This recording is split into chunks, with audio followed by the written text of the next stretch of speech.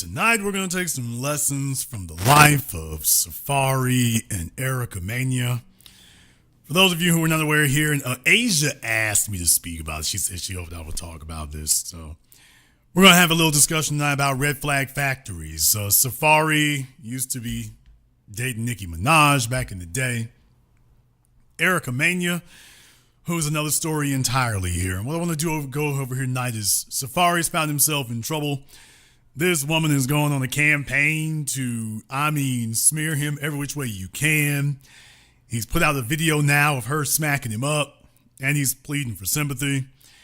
But what he really wants is to get his child support payments lowered. That's what he really wants. He really wants the court to back off that child support. Because now that she's not getting what she wants, she going for the throat. And that's the way that goes. But could this have been avoided? Yeah, it could have been avoided. It absolutely could have if we had just decided, you know what, she's cute to lay up with, but beyond that, there don't need to be nothing else going on. And that's exactly it. Let me give you an idea. For those of you who don't know about Erica Mena, although she was on TV, Love and Hip Hop and all that stuff there. And Safaree got caught up in something different. Safaree comes from that world where you want to have a badass broad on you all the time and you want to have some cute arm candy, and then you get some chicks out there who went to Dr. Miami and they know how to look a certain way for unsuspecting dudes who come to the table with weak character and weak principles. So they know exactly how to lure you in, and even if they got kids or whatever, you're just sitting there taking the bait. But especially when the female has a history. You see, Erica Mena has a history. Erica Mena back in the day, and she's one of these chicks who her whole biography is back in the day. Every time you turn around, there's somebody else who laid up with her. And you all know what I've told you all about a female who sleeps with a bunch of men.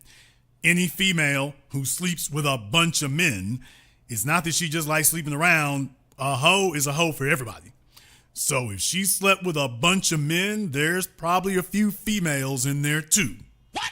We'll come back to that here in just a moment. So Erica Mena claims that she didn't know DJ Envy was married. Sounds like Nicole Murphy. She didn't know nothing until the wife calls her.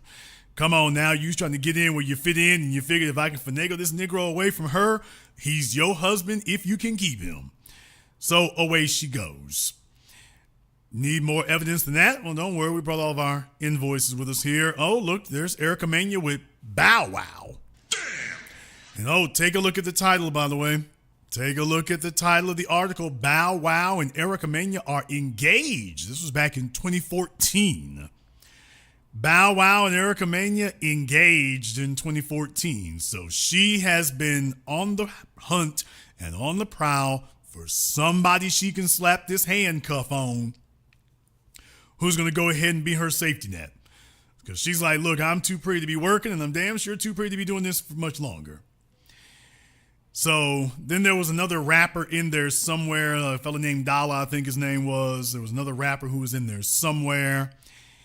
And then again, of course, because it's never complete without that, look, there's Erica Mena and her girlfriend.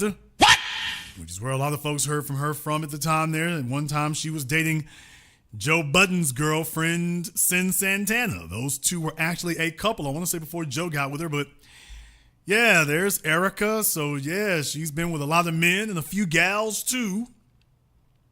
A lot of men and a few gals too. Yeah, rich dollars. So she been looking for somebody who's papered up, male, female, whatever we can get somebody to take care of that. So yeah, Erica has been she has left all of her options as open as they can possibly be, shamelessly so. And now that she is streaking towards 40 like a cruise missile towards a target at this point, yeah, reality has come into view. She is not very thrilled about her prospects. She is not happy with the way things have gone. And poor little old Safaree, she saw him coming.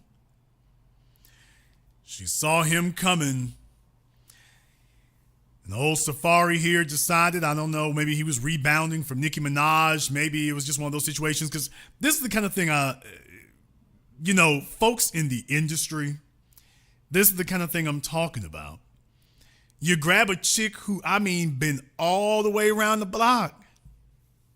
She been spinning the block all over the place. I'm not talking about one or two dudes. It's a bunch of dudes in the industry, done gripped them butt cheeks. And these fellas, man, it's like y'all think Diddy is the end of it, man. Diddy is just the tip of the iceberg. That is the industry. These fellas sit up here and deal with chicks who, they've been tossed around, tossed over, flung back. Everybody done had their turn. It's like, forget a damn carousel, it's a merry-go-round. So they grab these chicks who sit up here and they've been run through everywhere. Got some kids, got some STDs, and it would be different if they just laid up and moved on. These fellas are sitting up here, I'm talking about trying to marry them.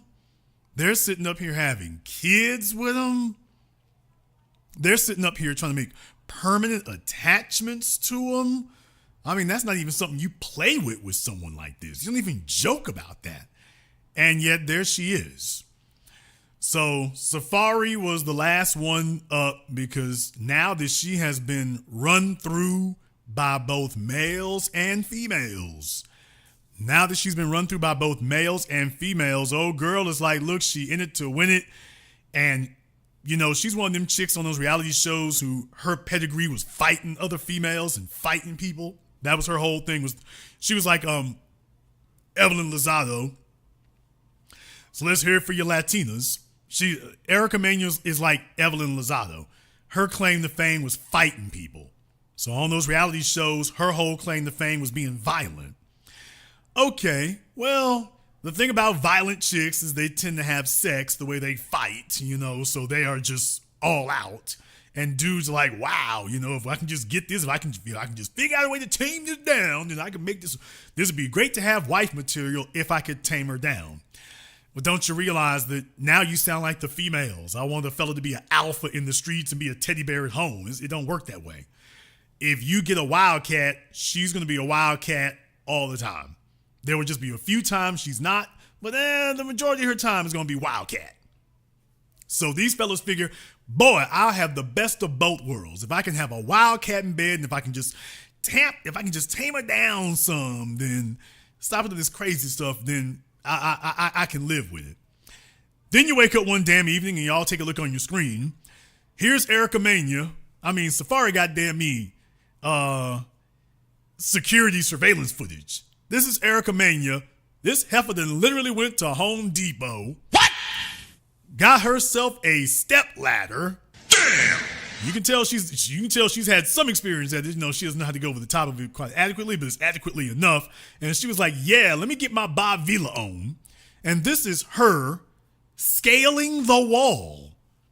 Now, a person could say, she could have just went over here to the side, but I guess she wasn't going to get on the grass at all. She just like, screw it. Or maybe there's another wall over there.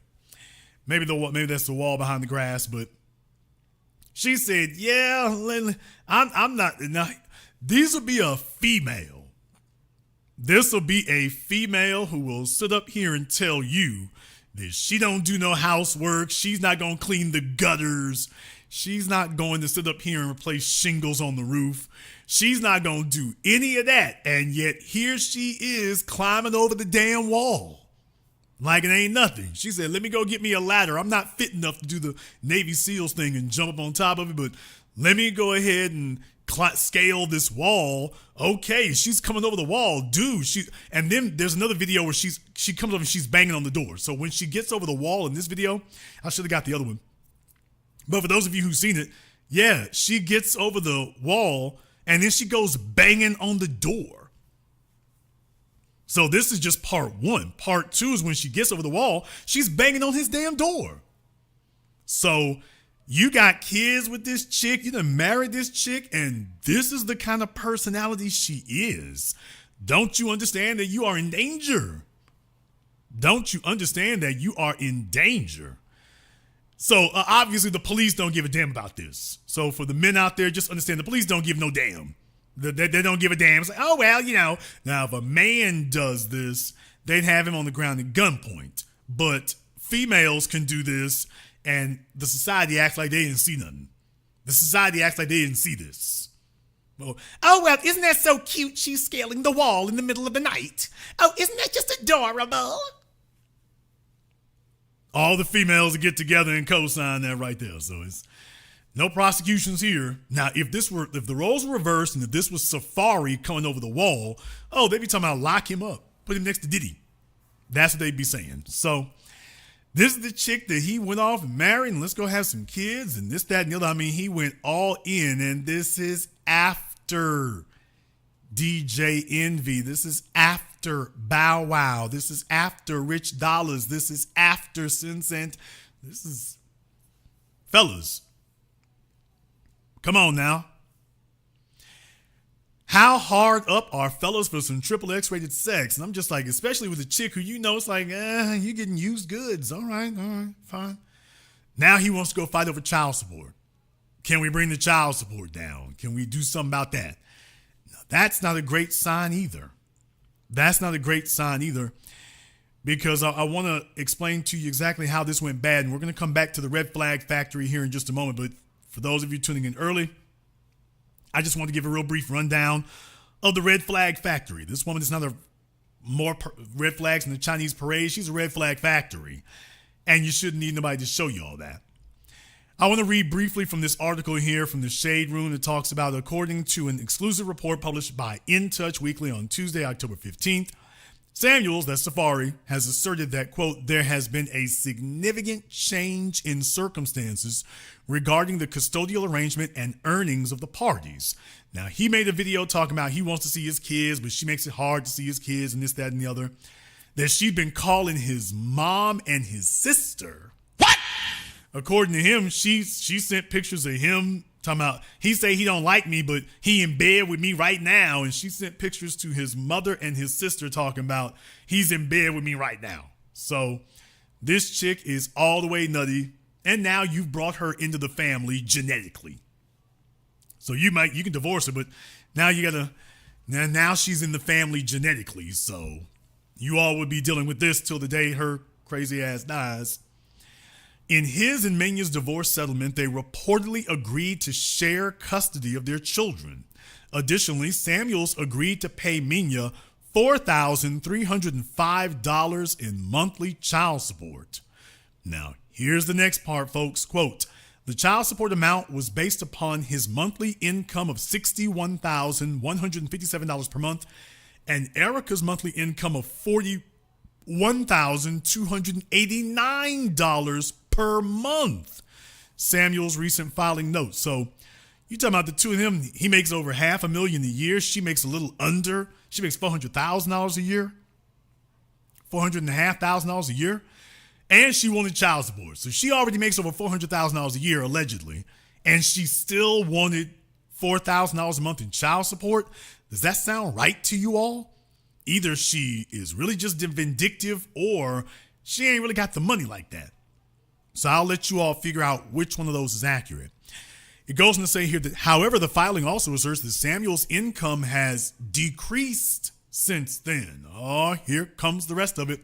Now, listen to this next part. At the time of the divorce, the petitioner, they're talking about Safaree, was a main, I guess it means to say reality talent for Love and Hip Hop Atlanta, yet he is no longer a full-time talent on Love and Hip Hop Atlanta. Damn! So what are they saying in his petition? Are you saying that the majority of his income was being on TV? Not from the music industry, but from television? Okay. Why would you even need to bring that up? I mean, if you got money coming in from residuals and stuff, why would the TV thing be the issue? They're talking about, well, by the way, at the time, he was a main reality talent for Love and Hip Hop Atlanta, yet he is no longer a full-time talent on Love and Hip Hop Atlanta. So they're saying that his income has taken a major hit simply because he's no longer full-time on Love and Hip Hop Atlanta. Further, at the time of the divorce, the petitioner was also booking appearances and generating an income from such appearances. The petitioner is not talking about Safaree is the petitioner. The petitioner is no longer able to accept the same level of booking engagements to date, Samuel's recent filing reportedly asserts. Furthermore, the petition alleges that Samuels, talking about Safaree, experienced a, quote, significant loss of income due to a, quote, extensive public disparagement campaign made against him by Erica Mena.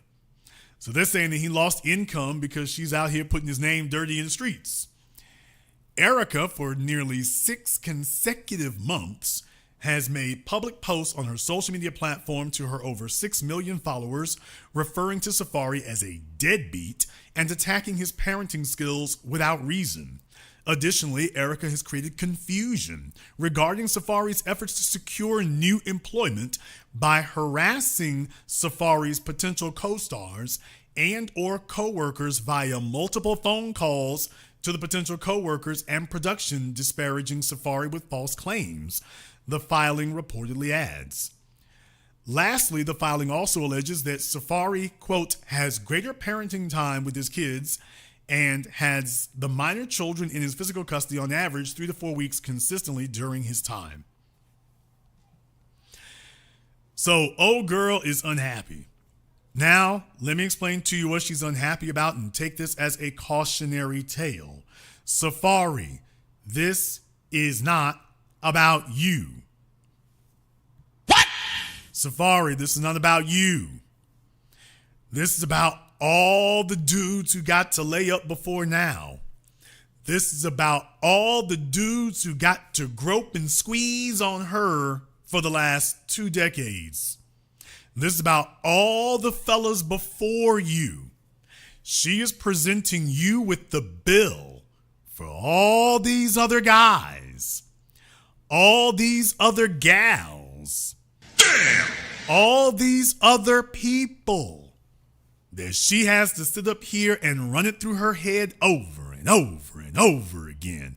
How she's had her face smashed up into other people's genitalia, and at the end of it, she didn't really get anything because everybody else was at least smart enough to break camp and cut out without becoming legally obligated to her. Then you come along. And now she's like, man, screw it. The next person who shows up, the first dummy who is stupid enough to sit up here and let me put a handcuff on him, oh, he's going to get stuck with the bill. You going to get the bill for everything these other people did. Let's be very, very clear about something. Here's the reason why being a hoe, you can't turn a hoe into a housewife because there's no such thing as a hoe who is not mentally and emotionally screwed up. A female cannot have so many men be invasive with her body. She can't have so many men subjecting her and dominating her and doing whatever they doing. And by the way, if she been with men and women, you can throw threesomes and foursomes in there.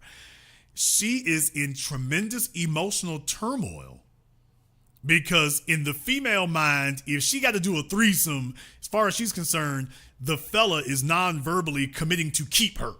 Because like, okay, well, I can't be just doing threesomes with everybody. So if we do this together, you're going to have to keep me.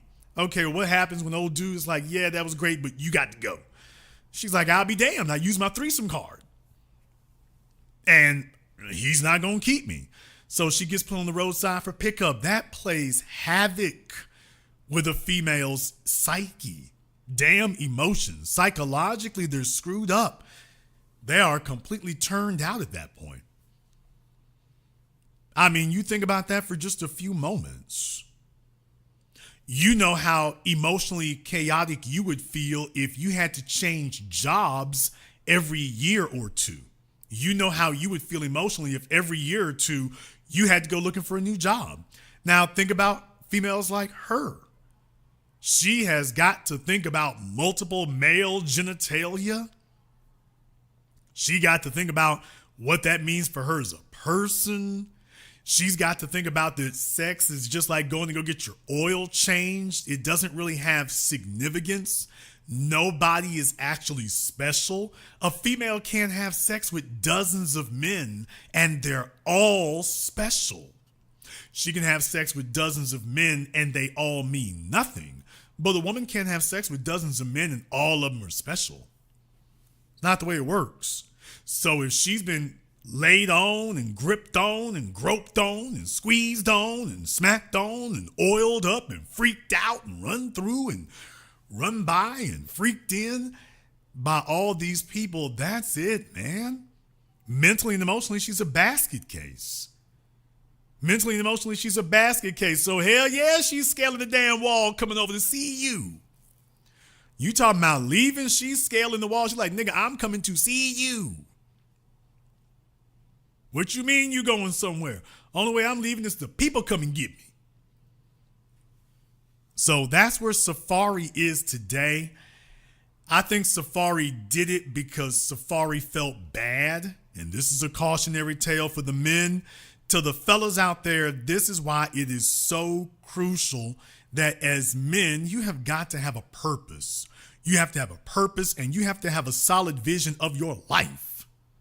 You cannot be beholden to the idea that a female makes you hot, that a female puts you on, that you need to have a certain type of looking chick on your arm or you're nothing. Safaree talked about this, by the way. You all can go look this up for yourselves. Safaree talked about this, about how he was upset because he felt like Nicki Minaj's fans were, he said that getting over Nicki Minaj was the toughest thing he had to do. Getting over the relationship with Nicki Minaj was the toughest thing he's ever had to do. And he said the reason why was because he said Nicki and all her fans, they were making it look like without her, I was nothing. They were saying that he's a nothing now that he's not with her anymore. Now he's a nothing. That tells you that the status that he felt like he had with Nicki, he felt like he lost that. He felt like he lost it, and he went scrambling to go try to replace it. So he went and grabbed the most high-profile chick he could, and then she's on television. She's got some notoriety. So now he's trying to make it look like he's still popping instead of him just recognizing, dude, man, you keep the bag right. You keep the swag right. Focus on yourself and focus on your purpose, that you are what generates the status. If you're looking to a female to give you status, that's the first problem. You're supposed to be the source of the status. The female's supposed to be looking to you for that. And that's okay. See, I will tell you one thing. Say whatever you want to about Future. Future ain't never looked to a female to keep him hot. Future has never looked to a female to give him status. Future has just said, man, when he loses a chick, all he does is go do another feature. And deal with it, nigga. When Future breaks up with a chick, he doesn't look for another female. He goes and does another feature on somebody's album. Future done broke up with somebody because he's doing a feature on somebody's album. So he doesn't look to the female, he looks to himself. Granted, he got too many chicks out here carrying kids, but I'm just saying, for the rest of you fellas who don't have that issue, by the way, at least he's got that part right. At least he's got that part right. So, no, Safaree, like I say, Safaree had status about it. What I'm saying is that Safaree likes to party. Safaree likes to hang out. I mean, remember, you got dudes who get in the studio and producing music is their life. The Metro Boomins, cats like that. Then you got guys who get in the studio and go straight to the club. See, you can tell you're serious producers in the music industry because all you hear about is the music they make. You don't ever hear about them at the club. You don't ever hear about them at a party. You don't never hear about any of that. All you hear about is the music they crank out. That's all you hear about. These other cats, they make some music half the time, and then the rest of the time they in the club. The rest of the time they at an awards show. The rest of the time they on a yacht. The rest of the time they on a boat. The rest of the time they at a party. And so that tells you something. That tells you something. If Safaree just said, For example, it's like, okay, you made Nicki Minaj. Okay, she wants to act up about it. Okay, we're going to make another one. Dude, like Dame Dash, go make another one. Go make another one. What Safaree should have been doing was, hey, who going to be the next one? And that way you're the source of these things. But that would have taken focus. And here's the issue. The issue is there are a lot of fellas out there, they can't really stick around a female for any real length of time if they're not having sex with them. So they can't really figure out, how to get their motor going to invest in a female unless they got sexual access to her. So the only females he really wants to deal with are the ones he can knock down. If he doesn't have sexual access to you, he's not really able to motivate himself to focus on your betterment and your improvement. The other thing is these fellas don't want to do that because the females they have improved, it's like, yeah, she moves on to something else. So when there's holes in the game, when you don't have a solid worldview, when you don't have a solid purpose, when the expertise is not really where it should be, it leaves things lacking. And when that happens, you start looking for somebody else to fill that hole. Now he's done messed around and got a hold of a damn piranha who's got a grip on him and doesn't want to let go. You see, Erica doesn't have the ability to do what she wishes she could. She can't punish DJ Envy. She can't punish Bow Wow. She can't punish Sin Santana. She can't get at any of them. So what Safaree is understanding now is you're being presented with the bill. All of the anger and resentment and animosity and hostility and all of the missed opportunities, named bad in the streets, all the unfulfilled promises, she's taking it out on you because she's, now that you have obligated yourself to her, you're an easy target. Now she's like, hell, I can just go to the system and get them to help double up on you. We're both going to double up. We're both going to double team you. That's where she's at now. She's like, hey, I got the ability to double team him. And I'm going to do it. So, fellas, I want you to understand something here. This is going to be a difficult thing for a lot of fellas to get. And as I enter my half a century mark on this planet, it's just, there's something I've gained from the experience. I want the younger cats out there to understand something. When your world revolves around sex, when that is your objective, you become blind to everything else.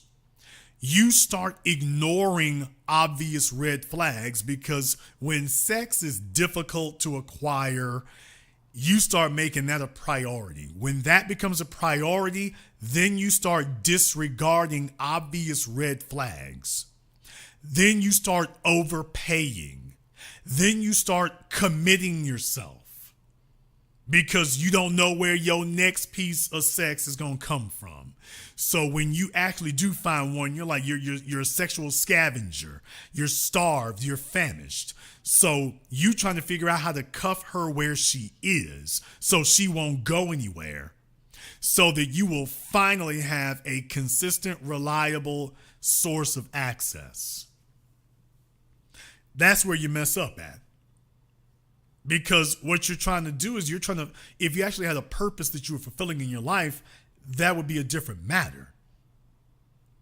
But that's the part that's missing. But there's an even bigger hazard here. To you young cats out there, and I'm talking about you dudes, if you're 40 years old or younger, let me explain something to you. Do you understand that a female will have rip-roaring, raucous, fire-breathing sex with you and freaking hates you? What? Most males do not understand that. I'm not talking about you and her have had run-ins and that's why she doesn't like you. I'm talking about you don't understand. There are females who will meet you, and I mean playing nice the whole damn time, and I'm talking about having straight fire sex with you, and she doesn't like you, doesn't respect you. she's carrying animosity. You're weak, you're a lame, you're a simp, and she knows that sex, that's all you came for. So you will ignore everything else. As long as you're getting sex, you're not paying attention to some of these fringe warning signs that, by the way, this ain't good. You see, as men, we can wrap our heads around that from the male perspective. Follow me. Let me go ahead and break that down a little bit further. See, some of y'all, you didn't have daddies in your lives, you didn't have fathers in your lives, or your uncles or lames too, so you never had a man to be able to explain to you. Men pride themselves on the concept of being able to have sex with a female and not be emotionally attached to her. Okay, but there is a female counter component to that. There's a female opposite to that. The opposite for females is not having sex and being emotionally unattached. For females, they have the ability to have sex and have an emotional agenda. So men are able to have sex with no emotional agenda, and females are able to have frivolous sex with an emotional agenda. If you're a man that she's trying to get something from or procure something from, just as you as a man, you can turn the emotion off. For a female, she turns it on, but to a different switch. This one is not the love switch. This one is the agenda switch. So that's what's driving her. There's something she wants. So fellas don't understand that a female can have crazy ass sex with you and not love you. That's a concept that most males don't understand, because you're used to them just being on or off. That either she is into you and she's throwing it down, or she's not interested in you and giving you nothing. And what I'm telling you is your red pill morons out there don't know anything. Females can have triple X-rated sex with you if you have something she wants or if she has an agenda. Oh, she absolutely can. But fellas are not accustomed to the idea that, by the way, a female will do that if she doesn't even like you. If there's something she wants from you bad enough, she can throw it down triple X style and doesn't even like you. Her whole agenda is to keep you distracted, to keep you fooled, to keep you deceived. That's her whole agenda. That's her whole goal. And most fellas do not understand that. What I'm trying to tell you is that most males, and I'm saying males, most males don't know how to recognize a female who isn't into you. Most males cannot recognize a female who doesn't like you. She don't really like you like that. But she doesn't really like you like that. Most males don't know how to spot it. Don't know how to recognize it. Don't know how to see it. Not at all. Some fellas would think that she is climbing over that fence because she is in love. And I'm like, okay, well, that's one way of seeing it. And I'm not saying that Erica has no feelings for Safaree, but what I'm saying is, dude, this what you see happening right here at your damn house, my nigga, this is a bunch of baggage. This is not just a chick trying to get to you. This is a chick bringing you her baggage. She's not the only thing climbing over that wall. The last 15, 18 years of resentment, hard feelings, broken promises, disgust with herself, that's what's coming over that wall. And what she is now saying to you is, look here, dude, if I'm going to take a L, we all going to take a L. That's not love. That's not love, dude. I mean, you can call it passion, I suppose, but this is not passion that's so much plugged into you. This is passion as in, dudes have been screwing me over from her perspective, not getting what she wants. Dudes have been screwing me over and this, that, and the other. And now I'm here to stick you with the bill. I'm here to stick you with the bill. By the way, I don't know why there are jackasses in the chat room talking about where these folks are from and immigrants. I don't know why you are acting as if immigrant females or females from mixed backgrounds. I don't know why you're trying to act like they got a monopoly on it. Folks, come on now. And some people here, you got to turn that. I know you got two brain cells to knock together. Just don't knock them so hard. I don't know. Fellas, grow up. Grow the hell up. Just learn a new tune. Learn a new word. Buy a vowel. Learn a new word. This is female nature. This is not domestic female nature. This is not immigrant female nature. This is female nature. You go anywhere on this planet, you put a female through this, this is what you get. Otherwise, what you're trying to say is there's some haven we can go to where you don't have to deal with that. This is female nature. That's it. That's it. When a female has taken so many L's, she gonna go nuts. Or should I say she's gonna go feral? Yeah, because she ain't got nothing else to lose. Erica is on her way towards 40 years old. That's it. The prime years are gone.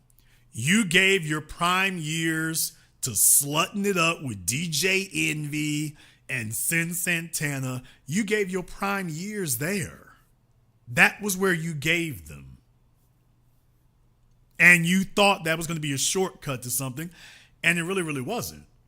Now she's 36 years old and trying to figure out what 40 is going to look like. Because who is going to line up to take her off the market now? After she's been run through the ringer and whatnot, tell me, who wants to line up to come take Safaree's leftovers?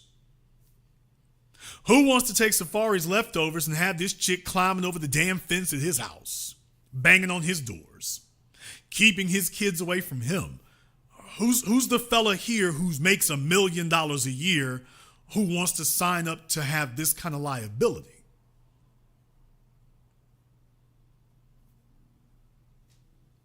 Who wants to go through that?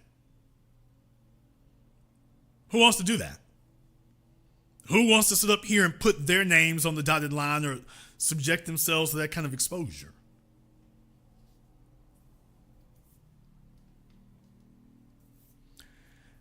All I can say here is no offense to the fellas out there, but there's a little bit of tough love here.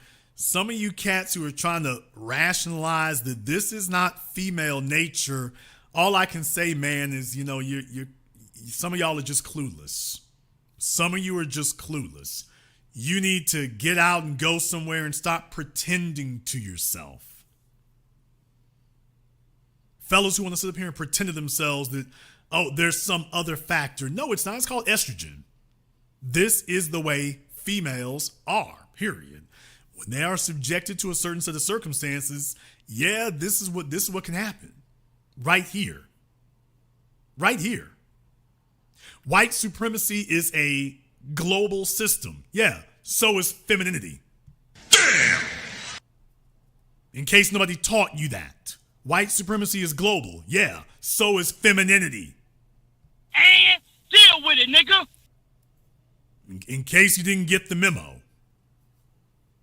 Everybody wants to act like they got some unicorn key they can go put in the lock somewhere and escape to some netherworld. That's it. Females are the same all over the world. I've been teaching this now for years. I don't know how you're gonna argue with it, but okay. They're the same everywhere. They're the same everywhere. Because biology is the same. Physics is the same. What they have to face as a female is global. When there's no group of females that are out there, oh, we need to go pick up these tree stumps and go do this manual labor like the men do. No, they don't. That's how they got to deal with the world. So when a female is taking a look at where she was, and that's what Erica has to do. Let's be clear. There's a reason why. Where's that picture I just had of her? Yeah, there she is. That picture there is from her Instagram 2019. We're talking about pre-pandemic. 5 years ago. So she was, what, 30, 31 at the time? About 31 years old. She had just exited her 20s. You take a look. This is before she started losing weight. When she realized the fellas wasn't going to come back for her, she started losing weight. Okay, her implants were sitting up. She just had the implant work done. And Dr. Miami done nipped and tucked. And we can airbrush you so everything looks all right. Yeah, the picture on your screen right there, that's 5 years ago. At least it was on her Instagram 5 years ago. Might have been before then, but in any case. Yeah, that chick right there. Yeah, you think she doesn't look back over her Instagram and realize, yeah, we're not the same person anymore. That chick right there could have had her pick when she was 25. Damn! Not 31. Not 31. See, she had to do all this extra at 31 because, yeah, the odds were against you. Your rep was already out there. She's thinking about what would have happened if she had cashed in her chips when she was 25. Instead, she kept playing the field. And in the process, everybody got their turn. And once they had their turn, they're like, I'm over it. So now she's just plain old angry. She is angry. Think about this for a few moments. This is a chick whose claim to fame was fighting hoes. Remember? Think about that for a few moments. If you think that I'm lying about this, she wasn't fighting other females simply because she screwed up in the head. She screwed up in the head because she's had so many crazy, wild experiences and she's not able to assimilate them or consolidate them. So she's angry at everybody. Anybody can get it with her. Remember when she fighting in the streets? I think the police grabbed her one time. She can fight it. She'll fight anybody. She is a ball of anger and animosity. And if you stick around her long enough, y'all gonna end up chunking. If you stay in Erica Mena's presence long enough, you and her gonna break down fist fighting because she's just volatile. She's angry at the world. She's angry at people she never met. But most of all, she's angry at herself. Because it's broken and it can't be fixed. She knows that she is easily discardable. And so now, like all single moms, or females with a single mom mentality, which is every female who's got hoe status, folks, remember, I taught you that being a single mom isn't just carrying kids. There's a bunch of females who are single moms without the kids. Nigga, please. I have to keep reminding you, there's a bunch of females out here today, they are single moms without the kids. You have a single mom mindset. So her mindset is, I got to get him before he gets me. So she walked in saying, I'm not going to deal with a nigga unless I can trap him. She trapped Safaree, and now she is running him through the damn ringer. Because she's tired of being gotten over on. See, she can't really go back and talk trash about DJ Envy because now she would just look pathetic. And with the other guys, she can't really do that with them. So going at them, she wants to, but it makes her look worse. Now, Safaree, she's like, okay, well, I can go with you and at least some of the people will back me up. And Safaree, here's the thing right here, dude, you should have known it was damn me trouble. You sitting up here taking a look at her in some damn bikini and talking about what you can get a hold of there. Bruh, why wasn't you paying attention when she was with Sin Santana? That was the warning sign of warning signs. You are dealing with peak emotional instability when you are dealing with a female who has spent time between the thighs of another female. You are dealing, she goes from men to women. It's like, oh, no. This is just, it's a proven clinical fact.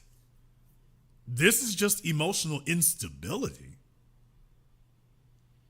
Dudes sit up here and like that because they think, oh, good, she comes pre-ordered with a threesome. Oh, good, she already likes sleeping with other chicks. That makes this easier. That's the only thing fellas will sit up here and think about. Fellas, if you have a female who has been kissing on other chicks, Emotional volatility comes standard. This is what she does. You're not going to be able to fix that. You're not going to be able to separate her from it. You're not going to be able to divorce the two. If she has had a girlfriend, she is unfit for you to be with as a man. As a man, fellas, get it out of your heads. You go grab a chick, any fella. How many fellas in here have had a girlfriend who dated other chicks in her past? Give me the basketball emoji in the chat room. To the fellas in here, if you have had an ex-girlfriend or your current girlfriend and she used to date other women, or she still does, give me the basketball emoji in the chat room and hit the likes button for me. It's over 1,700 people in here live. I know I'm a little bit impromptu here tonight, but to the fellas in here, if you dated a chick who she had a girlfriend or still does, okay, and if she was volatile, give me, to the fellas in here who had a girlfriend, you dated a chick and she used to date other women, if she was volatile, give me the bomb emoji in the chat room. But if she dated other chicks and she was not volatile, give me the bed emoji in the chat room. To the fellas in here, if you dated a chick who used to date other females and she was volatile, give me the bomb emoji. But if you dated a chick who dated other women and she wasn't volatile, give me the bed emoji. Okay. I see more bombs in here than the PLO. I'm seeing more bombs in here than Al-Qaeda. Brown Hornet said he's still traumatized. Damn! Oh, you say Matt said she tuning in. All right, bro. I hope y'all two don't still cohabitate. Hope y'all still don't cohabitate.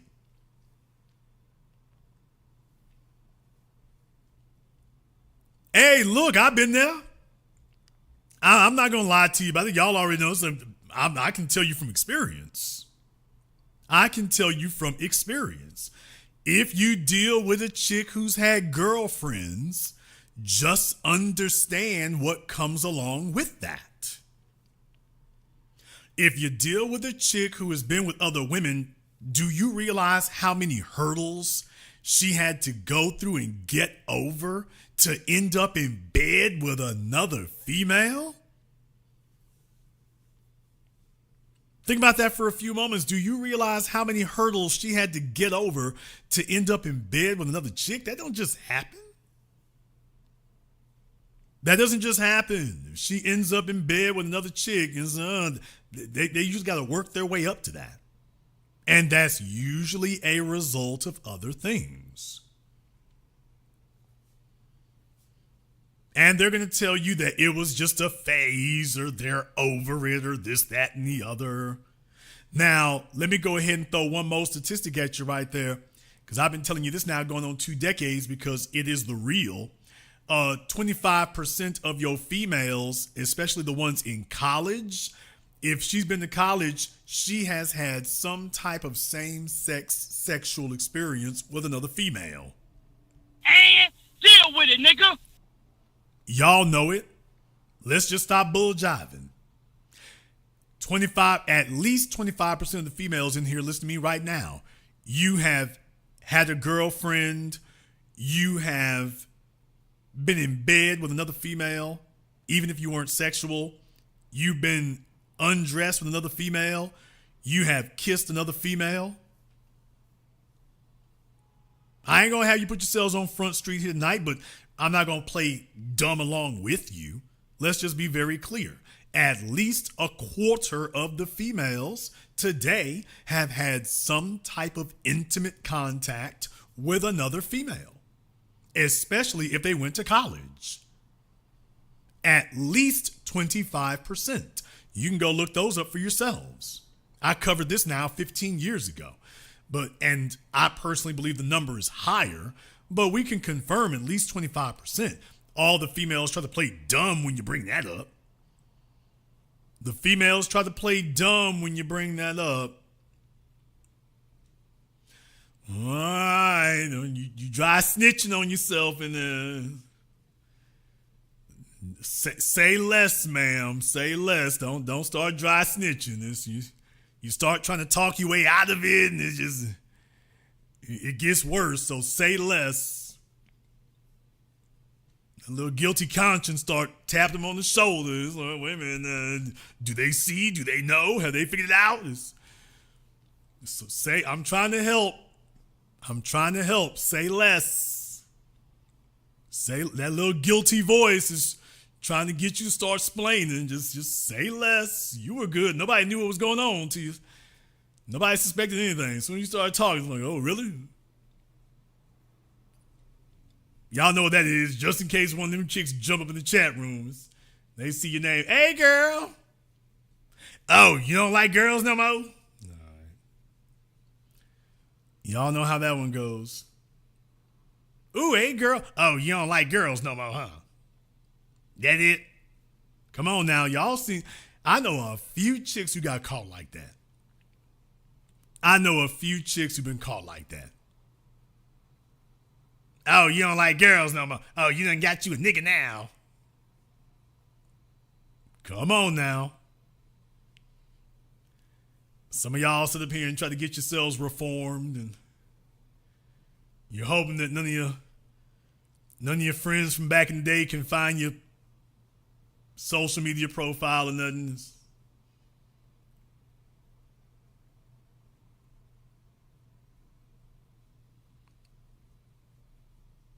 Say less.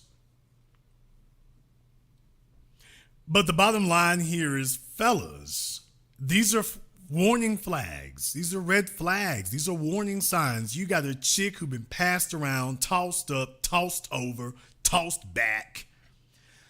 And then please understand something. There are two types of hoes in this world: the raggedy hoes and the ones who clean up very well because they got to. All the hoes don't look raggedy. It's a bunch of hoes who, look stellar. Yeah, they got to. She has an agenda. She's trying to catch something top tier if she can. She's trying to give herself the best chance she can. So every hoe is not going to look like an alley cat. They're not. And if you are not careful, and unfortunately most fellas out here today are not, fellas, females can see when she's the baddest thing you ever had. She can see the way you're acting, the way you're behaving. You're just willing to give away the damn farm. She can see. Or she can just finesse you to it and ease you to it. She can see that. That's a dangerous spot to be in because it makes you vulnerable. And then next thing you know, you slip up and have a kid and you're telling yourself that you handcuffed her.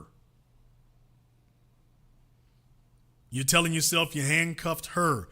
And now she's like, man, look here, I'm going to give you the business.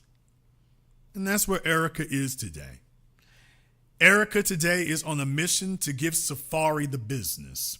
Safaree ignored all the men she has slept with. He ignored her being in the industry. He ignored her being a very well-known property in the industry. He ignored all the many men. He ignored all those stories. He ignored the experiences of his friends and other fellows out here who got caught up. He ignored all of that. And he told himself he was going to lock that down and, oh, well, she won't go anywhere. And that was exactly what she wanted. She doesn't qualify for a fella making $1 million a year anymore. She grabs Safaree and that's it. Because everybody else is smart enough to say, hey, man, lay up and stay up and get out. He sat there and said, oh, well, we can make a housewife out of it. I think we can make a housewife out of it. And he actually tried it. Seeing everything the rest of us saw, and he actually tried it. And now she's making it very clear this, because here's the thing. Think about this for a few moments. She's sitting up here going postal because she makes $400,000 a year. and he wants a break on the child support. Dude, this is not about money. This is not about money. This is not about money. In the chat room, B1 Media's lifesaver said she blew up his phone 50. I guess he's talking about somebody other than Erica, but blew up his phone 52 times and left him more than 70 messages. I feel like Ronnie Coleman. Lightweight. Lightweight. Lightweight, bro. Trust me. Trust me. It gets worse. It gets worse. We got folk in here who can tell you some stories. However, you might disagree. Therefore, we're going to go ahead and post up for the Zoom here. We're going to go ahead and post up for the Zoom here. I want to talk about red flags tonight. I want to talk about red flags tonight because this is a situation right here that could have been handled so differently than it was. Safaree could have just gone ahead. I'm not hating on Safaree for laying up with a dude. Do what you do. If it's your turn, it's your turn. That's perfectly fine. Leave yourself in a position where when you set her down, she doesn't have any leverage over you. Think about that for a few moments. She's got your kids, man. She's got your kids and a bunch of animosity. She's got your kids and she's a ball of animosity. She is literally running you down in front of your kids, talking to anybody and everybody who will listen. You know she is ripping you apart to your kids. You know she is. What the hell, bruh? See, that is what you call serial killing. What? That's how females practice abuse. They get your kids and they run your name down. They insult you. They tell the kids, your daddy ain't this, your daddy ain't that, your daddy don't love you. Think about that for a few months. Females think nothing of saying that your daddy don't love you. They'll remind the kids, it's Christmas. You ain't showed up. No good nigga. That's killing you all over again. That is a way of killing you repeatedly. And it may not bother you when the kids are little. Well, no, it doesn't bother you when they're little. It bothers you when they get Coyle Ray's age. Now they got the ability to talk about you. Now take a look at Russell Simmons and Benzino and stuff, man. Take a look at what those women did. Take a look at what those women did to those men's kids. You take a look at what those women did to those men's children. The kids are grown now, and I mean spitting venom.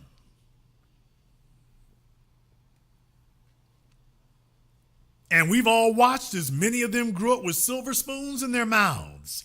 And so your fathers made sure that you grew up, in a gilded cage, and they've got hatred for their fathers. Yeah, 50 Cent's son talking about my daddy I should want for nothing. You should want for nothing. That's not manhood. You talking like your mama. And your mother wasn't owed nothing.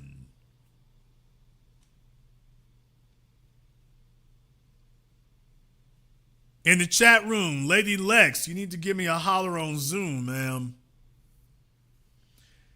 Lady Lex is having some animosity there. She's having some issues going on there. So Lady Lex needs to give me a holler on Zoom.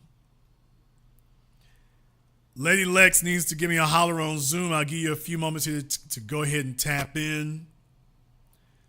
So you can go ahead and say your piece. I got Kate M on Zoom. Kate, let me go ahead and just get you to turn your camera on for me, just so we can make sure we have no trolling issues. I'm not going to put you up for everybody else to see you, but I just need to make sure we can see you here, make sure we don't have any trolling issues.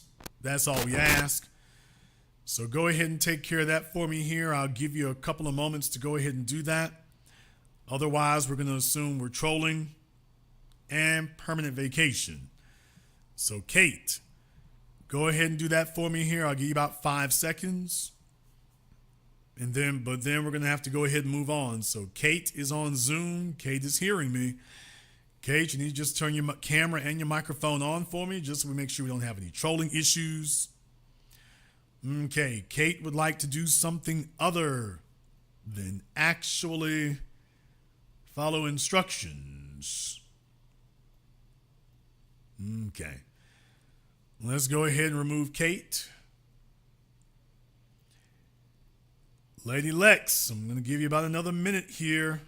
You're in the chat room, so we all understand how that works. So let me help Lady Lex out here. Lady Lex, no more chatting in the chat room now. I'm going to give you a timeout in the chat room. If you have anything else you have plenty to say, obviously, you can go ahead and hit the Zoom and say it. And let's just let everybody hear what you got to say. See, this is another facet of adulthood. There's the problem with the internet is that, folks understand that what they're saying is not very intelligent, or, it's like they recognize they're dealing with anger and animosity, and they just start flinging things. Even they know what they're seeing doesn't really have any rationality to it. They're just angry. You see, when you actually have a rationale, you can explain it in a very thought-out, logical manner, and it makes sense. But when you know you don't, I hate these niggas. Okay, well, they hate you too, I imagine. And so please understand, that's the great problem with social media. Social media brings people together. Yeah, it also brings screwed up people together. Social media allows you to find groups of people around the world who are just like you. Congratulations. What if you are screwed up too? Social media will gather all those folks together. Now you're all together and you're all saying nonsense, but next thing you know, it sounds like that. I want to leave the Zoom open here because I want some of the fellas to call up here. I want us to have a powwow real quick. If the fella's not scared to there. Fellas, Safaree is just a well-known version of it. I got dudes in here right now. Y'all got kids by chicks. The sexual history was screwed up one side and down the other, and you ignored it. She had girlfriends. You ignored it. Her mama had girlfriends. What? And you ignored it. Damn! Oh, you thought it was going to stop there? Let me tell y'all something right now. If you're dealing with somebody and their mama or their daddy had a girlfriend or a boyfriend, so okay, just understand, it's going to be drama. It's going to be drama. Particularly if mama had girlfriends. But by the way, we're going to hit it from both angles here. Here's some stuff your folks didn't teach you, the pastor at your church didn't teach you. By the way, when y'all see this kind of stuff, drama will ensue. I don't care if she hasn't had one yet. If she watched her mama prancing around with another chick, here we go. It's about to get critical. Here we go. So you don't have to believe it, but that's what it's going to be. Okay, iPhone. I need to go ahead and see you here. So iPhone, I'm going to give you about 5 seconds. They turn their camera on and then they're pointing it at the ceiling. So iPhone, I can give you 5 seconds here to go ahead and take care of that. Nobody else is going to see you except me. I'm the only one. But just to make sure we don't have any trolling issues, I just need to make sure that we show you here. So that way, at least I can see who in the world we're talking to. So, all right. Anybody. There you okay, ma'am. No. Okay. Last time I'm going to say this. This is just between you and me. The only person who can see you is me. I'm not going to put you up for anybody else to see you. And but I'm you have to stop doing that. You're not understanding. I'm right here. Okay. I don't know why your phone keeps fogging up. I don't know what's going on there. Because I put my phone down because I'm dealing with my baby right now. I put my phone down.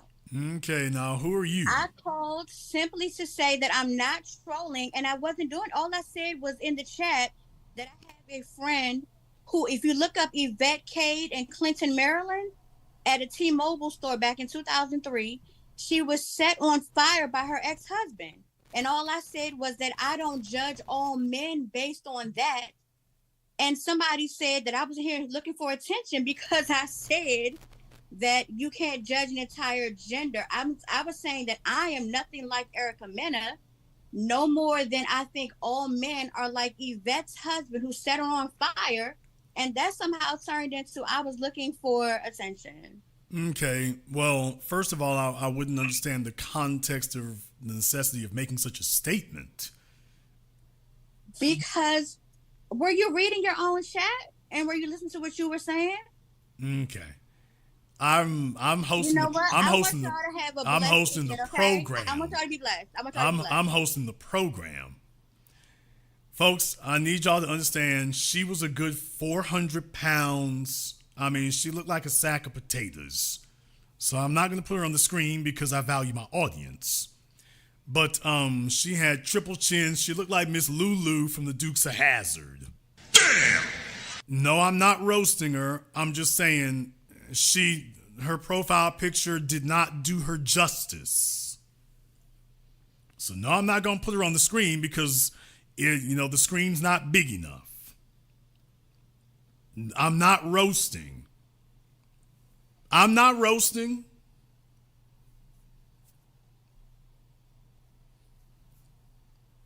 But I'm just saying, it's just, when the Victoria's Secret people start selling thongs for hippopotamus, she'll be first in line.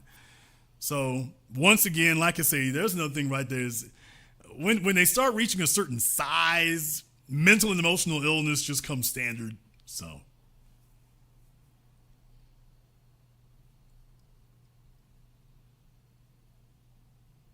Mental and emotional illness just comes standard, so.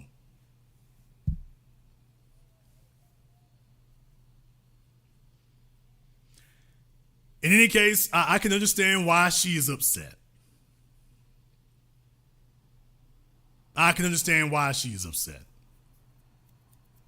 Yeah, just with men, ain't nothing working out with her. Nothing is working out with her. It's just, damn these men. Ain't nothing working out. So, no, I'm not roasting. I'm just putting things in its proper context. By the way, though, just think about that for a few moments. Now think about, she talking about she doing her baby's hair. I hope it's not a biological baby. Alrighty then. Hope it's not when you kidnapped either, but okay, if that is her biological child, who's the dumb nigga did this? Who's the dummy who did this? Who did this? Who's responsible for this?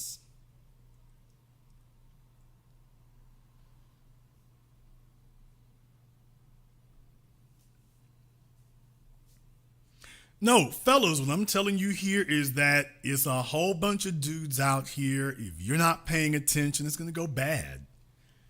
Let me go ahead and see if I can get Tony up here on Zoom.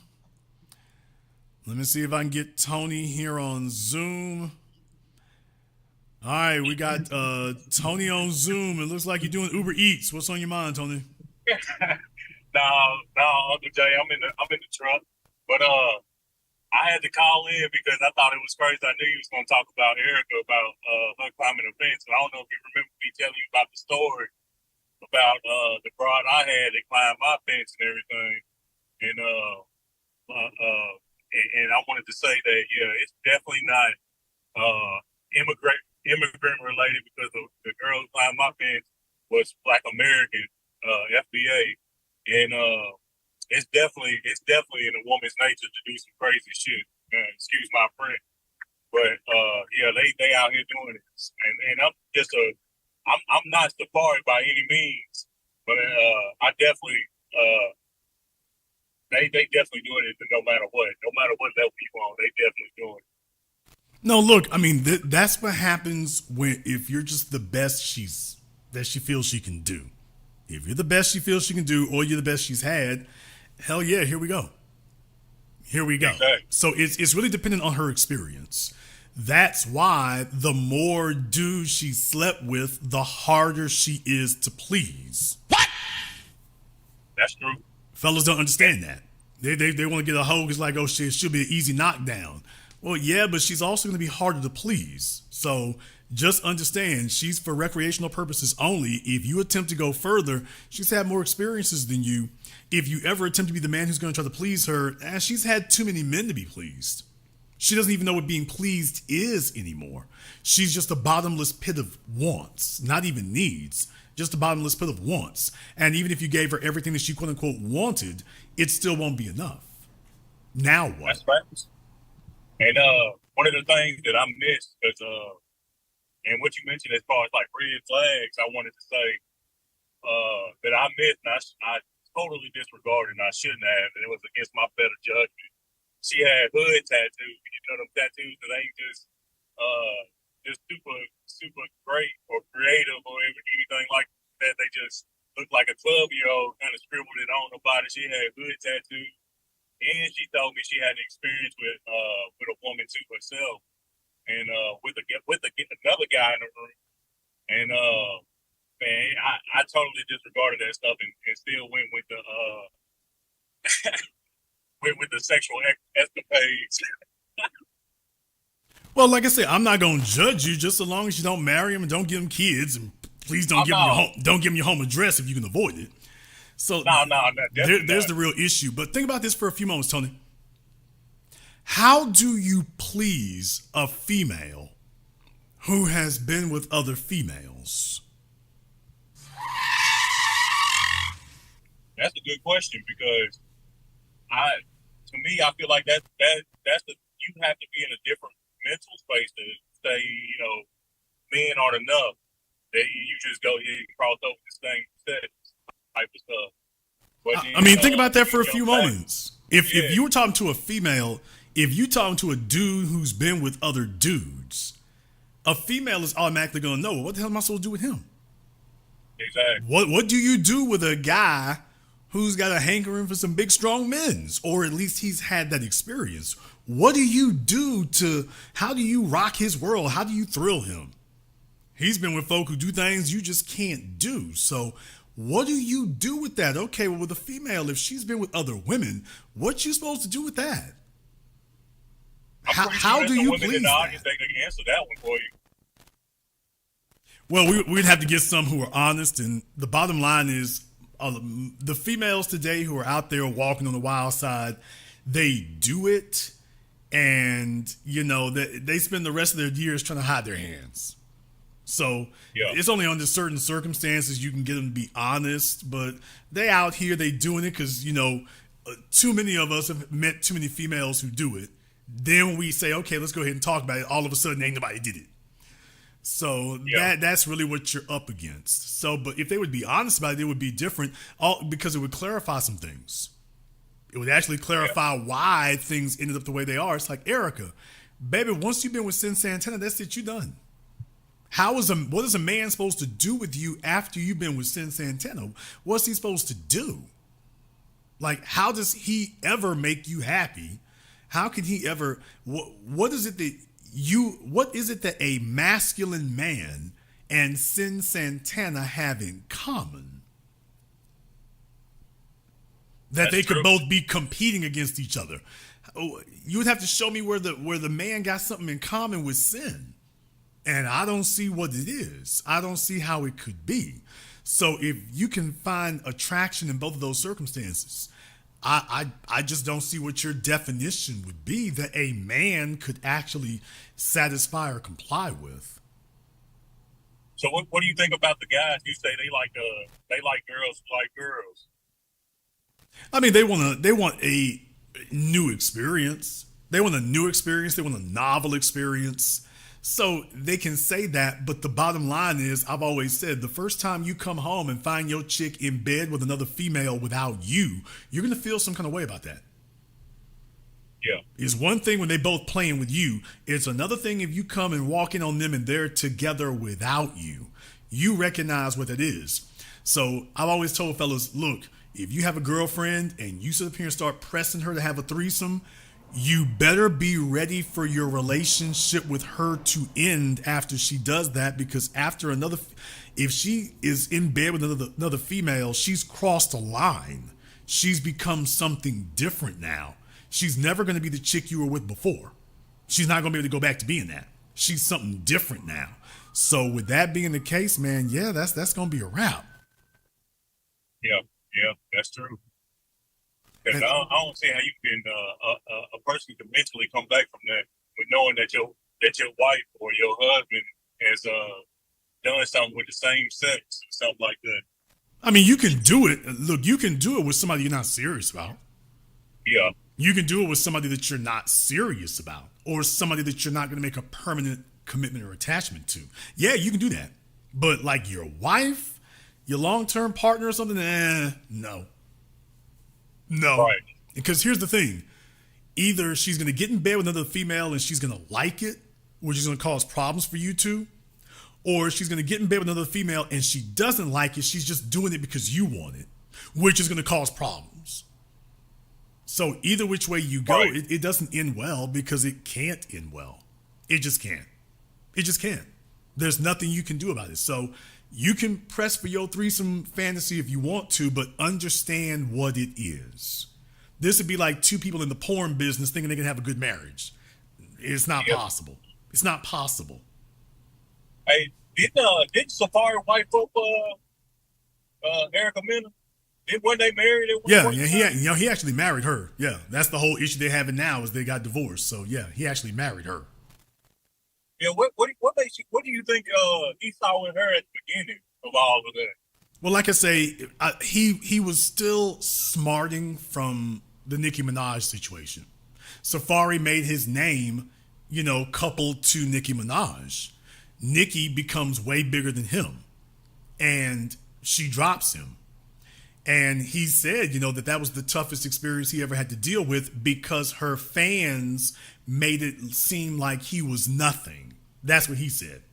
He said that was the toughest thing I ever had to deal with, because her fans tried to make it seem like I'm nothing without her.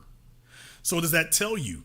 He wasn't smarting from the lack of love or the lack of sex. He was smarting from the lack of status. He had status when he was with Nicki, and then he woke up one day and didn't have it anymore. So he went on a search to replace that. I got to get another bad chick. I got to get another chick known. And he grabbed the first thing that would make an attachment to him. And I guess he felt like he was in charge for a little bit, and he really wasn't. Now he's finding out he played the game and it plays him. So that was what he was going for. He was going for what he thought would be a bad chick, and everybody recognized her and this, that, and the other, and we'll make it work. And it didn't. Now, I know I missed the first few minutes of your broadcast. I don't know if you brought it up or mentioned it. Have you seen the video of him kind of doing his little spiel online, talking about the reason why he's dealing with what he's dealing with? Yeah, I mean, he talked about that. He talked about, her sending pictures of him in bed to his mama and his sister. I mean, he's been going through it. Yeah. And it's bad enough if you're dealing with that. It's another thing if you're dealing with, by the way, you two are going to be connected, number one, for the rest of your lives. But number two, at least for the next 16, 18 years financially. That's the real bad part. You have to sit up here and keep paying in this situation with this woman who's messing with your kids. Oh, yeah. And it doesn't matter. Every time you win something, she's going to start messing with the kids more. Think about that for a few moments. If he does get a reduction in child support or whatever, she's going to take it out on the kids. Yeah, and then in turn, the kids going to take it out on them. Yeah, she's going to tell the kids it's his fault. Whatever she does to him is to them is his fault. That's where it's going to be. Game out here. And the court's going to back it. And there's the other thing. Oh, they always do. The court's going back. You can have it on video. You got her on video scaling the wall of his house. Ain't nobody arrested her. So she can be doing that to the kids. Ain't nobody saying nothing. Nah, yeah, they going to say that she just in love or something crazy. Nah, Uncle Jay, I appreciate you. I'm going to go ahead and land my plane. I appreciate you for your broadcast always. Thank you very much for giving us a call tonight. Yeah, fellas, like I say, I mean, it is what it is. It is what it is. So, Yeah, she's sitting up here scaling walls and everything else. The judge gonna be like, oh, I mean, well, she's a little high spirited there. You go climbing the walls at her house. They sending the SWAT team out. All right, I got iPhone here on the line. What's your name, brother? Hey, what up, Jason? This is Sean calling from Atlanta, man. Love the broadcast, man. All right, Sean from Atlanta. What's on your mind? Well, I got a quick question, man. Now, I'm 35. I went and tried the whole let's give it a crack at the family life and everything, was engaged, had a child, and I'm not trying to do that again. You know, I lost myself in that relationship and trying to build a family and keep my family together or whatnot. And my lady, my baby mama, she wasn't built for it and stuff, you know. And now we're doing the co-parenting thing. I'm where I'm at in my life. I'm trying to get my life where I wanted to be at, because I'm not what I'm trying to say is I'm not trying to be focused on no woman or no, relationship or anything like that. And I have no problem with getting with women. Like, I'm on my way to the airport picking up one that flew in to me. The thing is, I understand that me having a son, that he has to see how healthy way of loving a woman. And my question to you is, he's 5 now, he'll be 6 at the end of the year. When will be the age where I'm gonna have to take on a relationship to show my son the proper way to love a woman healthy, and I guess to be a sane person. I don't want him to grow up to ultimately be where I'm at right now in his whole life. I'm gonna teach him the difference between a woman and a fun girl and all that stuff, and I'm gonna give him the game and everything.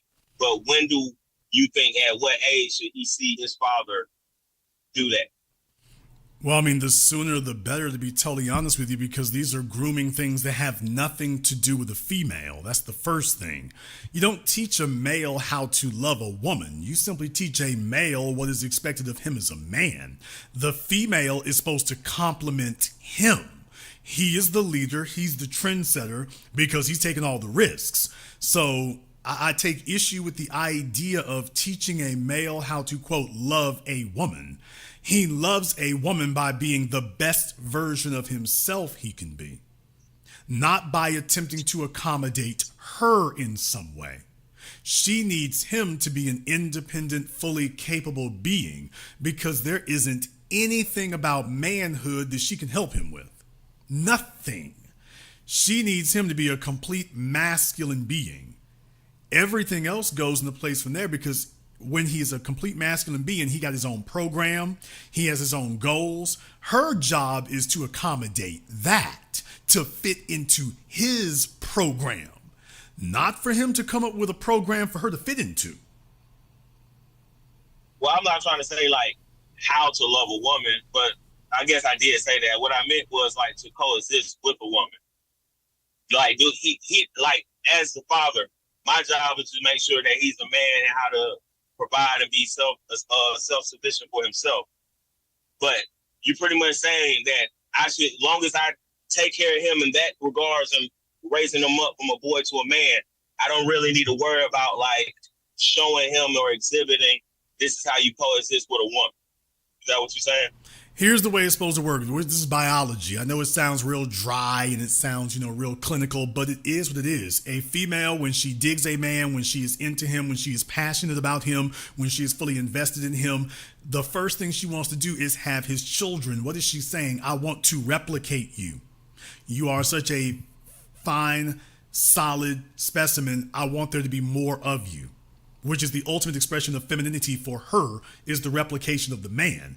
So by him simply being what he is, she buys into that, and that's what sets off everything else biologically, emotionally, physiologically.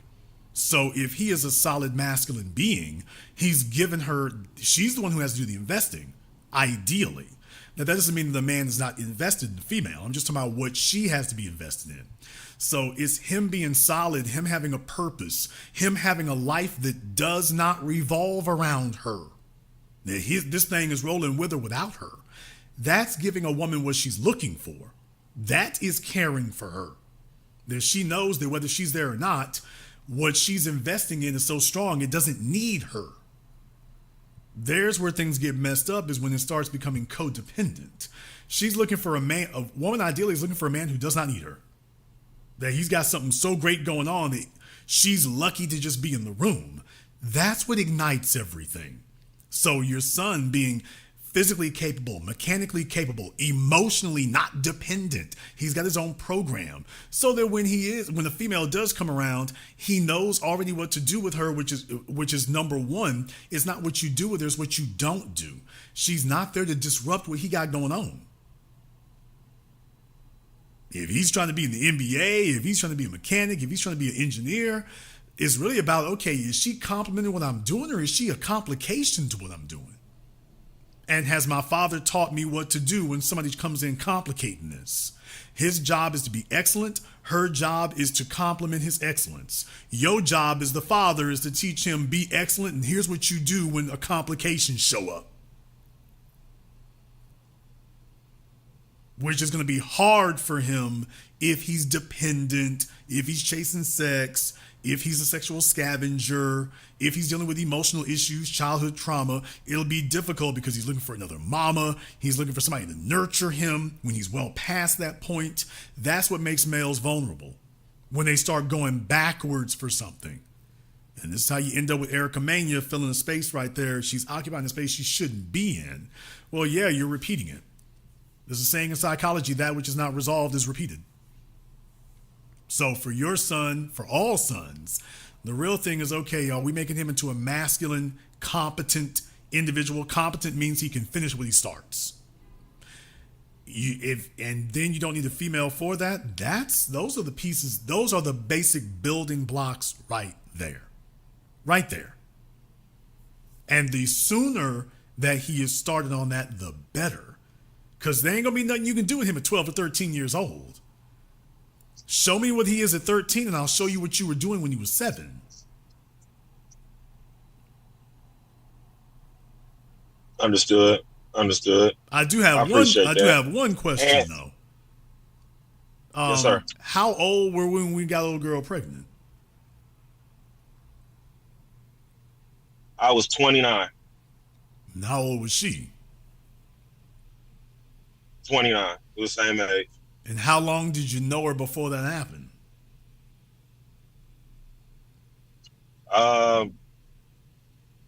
Dating wise, we were together for about 3-4 years. And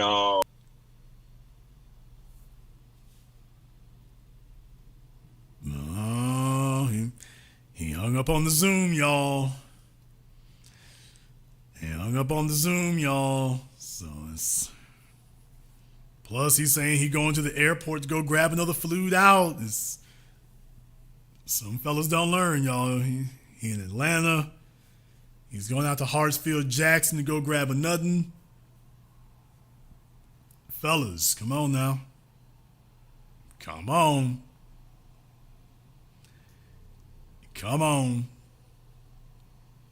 If that which is not resolved will be repeated. That which is not resolved will be repeated. He's going to the airport in the middle of the night. And that's the other thing right there. He's going to the airport in the middle of the night, y'all. What is it, like 10:30 Eastern time? He's going to the airport in the middle of the night? Got another one flew in now. Really? She can't find her way to you on her own? I'm going to go pick her up. Okay.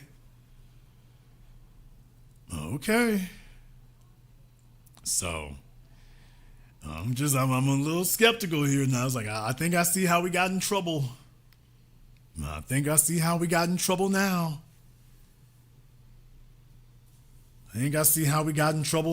So, fellas, come on now.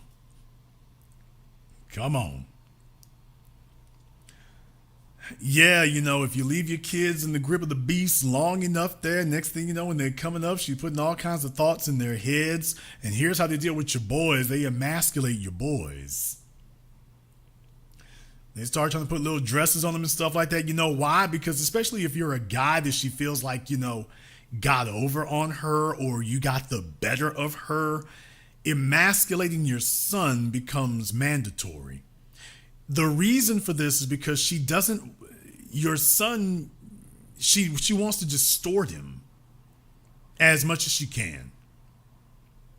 She doesn't want to see your son even be a male because being a male reminds her too much of you. So she's going to try to distort that and corrupt that and change that, and alter that as much as she can. Anything else is offensive to her. Anything else is offensive. So the first thing to do is attack your sons. First thing to do is make them weak, make them compliant, make them docile. That's the first thing that they do because anything else reminds her of you.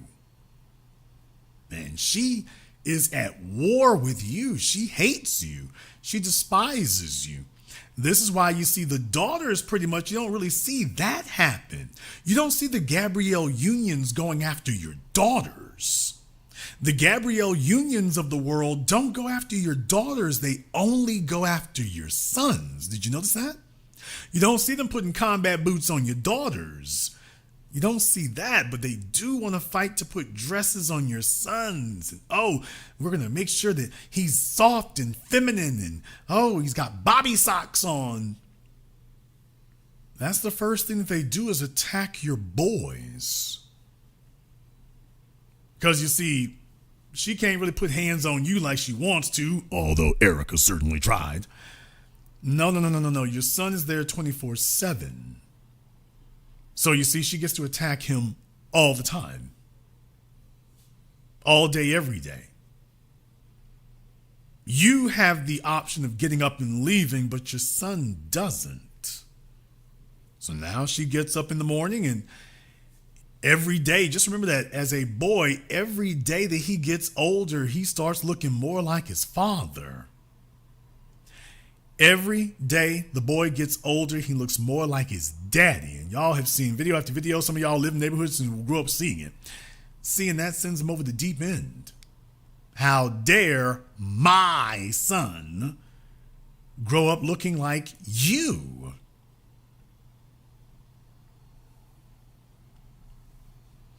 That's the other reason that Erica is stone cold crazy out of her mind right now, off the deep end.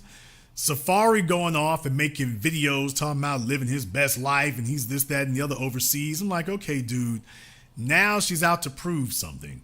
She's out to prove she can rain on the parade. She's out to prove she can rain on the parade. So first thing she does, okay, let me go ahead and drag him into court and expose his finances. And y'all, he ain't got this, that, and the other. It's a dirty, cold game. And all of this would be manageable if he didn't have a legal tie to her. She could be problematic. Don't get me wrong. Look, y'all, I already told you about Tiger Woods, and you got fellas out here, they ex-girlfriends have set up here and tried to take him to court and every damn thing else. So I will never sit up here and tell you that you can avoid that. What I will say is that you can avoid being married to him and you can avoid having children with him. So you can certainly limit their ability to cause problems. You can limit it. When she's got your kids, her ability to cause problems is unlimited.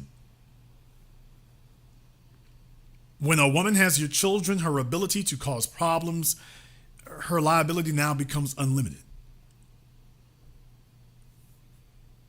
This is why, as a man, you can't sit up here and be addicted to anything that looks cute in a bikini.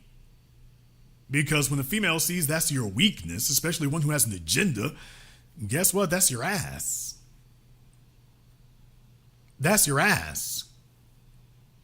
Now Safaree is trapped with it. Now he's trapped with it. He can do all this complaining about, she contacted my mom and my sister and this, that, and the other. He can do that. And I'm not saying it's right because no, it isn't. But by the way, why in the hell did we ever open this door to her to begin with? That's some other mess right there, is that male sitting up here. Let me tell you, the most stupid, ridiculous thing you can be is a male who sits up here and gets in a situation like this and somebody asks you what happened. You go, I don't know, man. I don't know why I did that. Man, it messed up. I don't know why we don't did that. What the hell kind of hoe babble is this? What kind of hoe babble is this?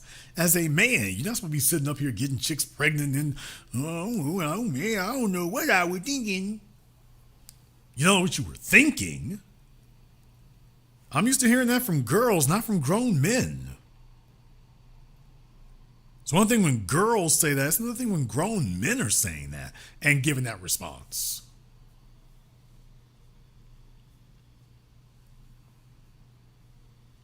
That's a whole different animal. Especially now when they have unlimited liability for you.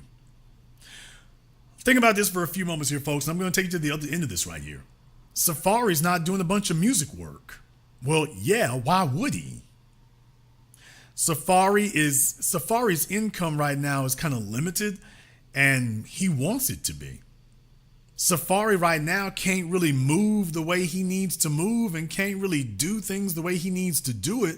Because now he's taking into account, ooh boy, I mean, if I make more money, she gets to hit me for more money. That's a rather pathetic state of affairs to be in. Right now, he is consciously limiting his own income to make sure she don't get more of it. Now he's trying to play dodgeball like Tyrese. Well, let me keep my income low so she can't get too much of it. And it's like, folks, I want y'all to understand something. You know, especially being in the music business, what are you supposed to do, Safaree? You gonna be on the shelf for a decade? You think you're gonna come back in 2034 and you gonna get it popping? Nigga, please. Do you think you're gonna be, the it producer that the young cats in 2034 are coming to? You think you're gonna sit on the shelf for a decade and then pop back up in 2034? And then, okay, let's get it popping?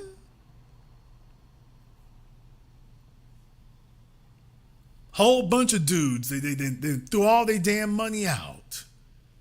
They've lost their prime years. Okay, and that is perfect revenge in the world of Erica Mena.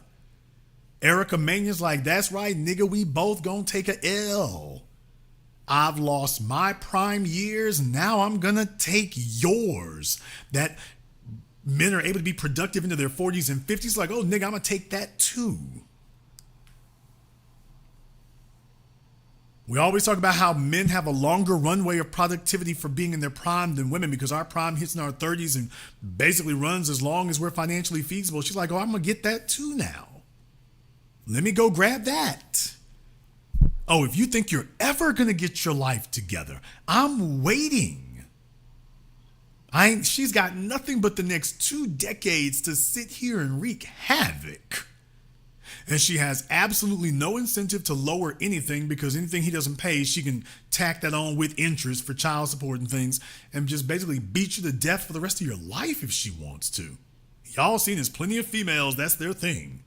She's like, oh, nigga, if I take an L, we both gonna take an L for life. If I'm gonna look bad, we both gonna look bad. I'm back here on the iPhone again. Okay, dude. Where you at? Nah, I'm by the airport, so I don't know if it's because I had got close to the airport, it had just cut off or whatnot and everything, but she ain't landed yet, so I got a little bit of time to talk before she touched down, man. Bro, why is she not coming to you? Why you got to go out to Hartsfield Jackson in the middle of the night? I was already out that way. So it was just like, why not? I already know her, Jason. I done had dealings with her before and stuff, so it's an understanding between the one that's flying in. I'm glad to hear that. So she couldn't get out the airport on her own? Yeah, she could have, Jason. That's just my thing. You feel me? It's just a little mind game to make her feel good. You feel me? Like, oh, he really cares about me, came pick me up. It's the little things to get the mind going for these females and stuff, but old habits die hard. Okay. What you mean by that? Old habits die hard, bro. Just, I hope we don't see you in child support court again. We trying to keep them numbers down. I wanted to answer your question though, because I did.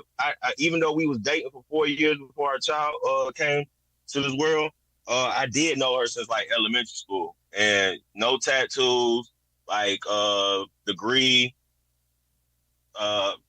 Okay, What but else? here's the issue that makes it worse because you knew her for a long time.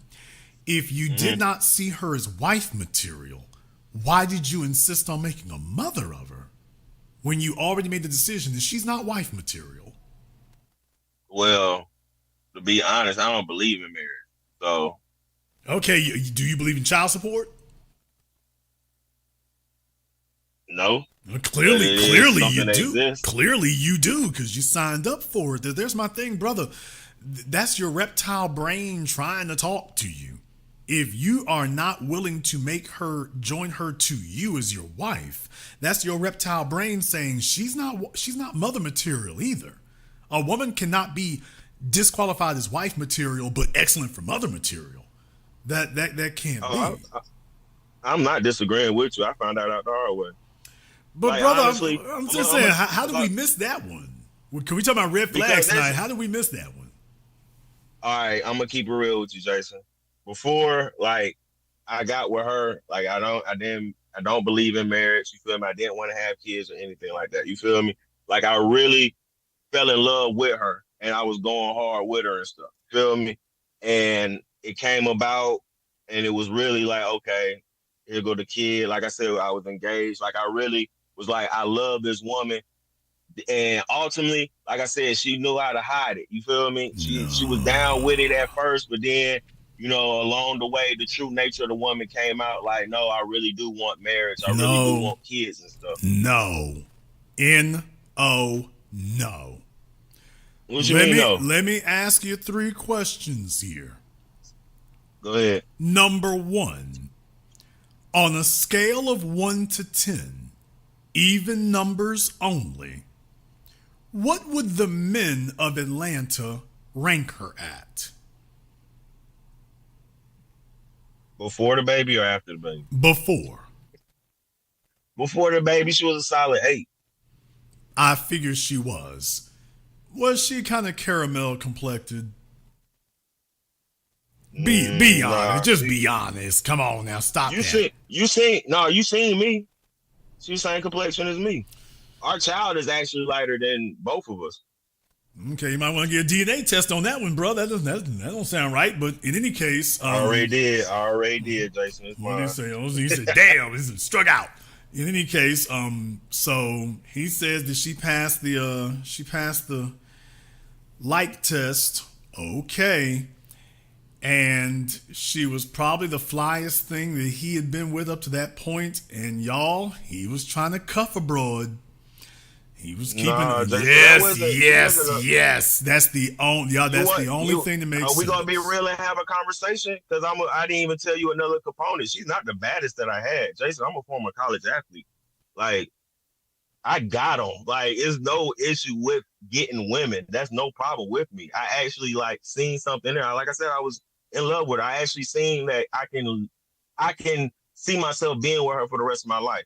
When it comes to these women, I'm gonna keep it a buck. You know, do I love the company of a woman?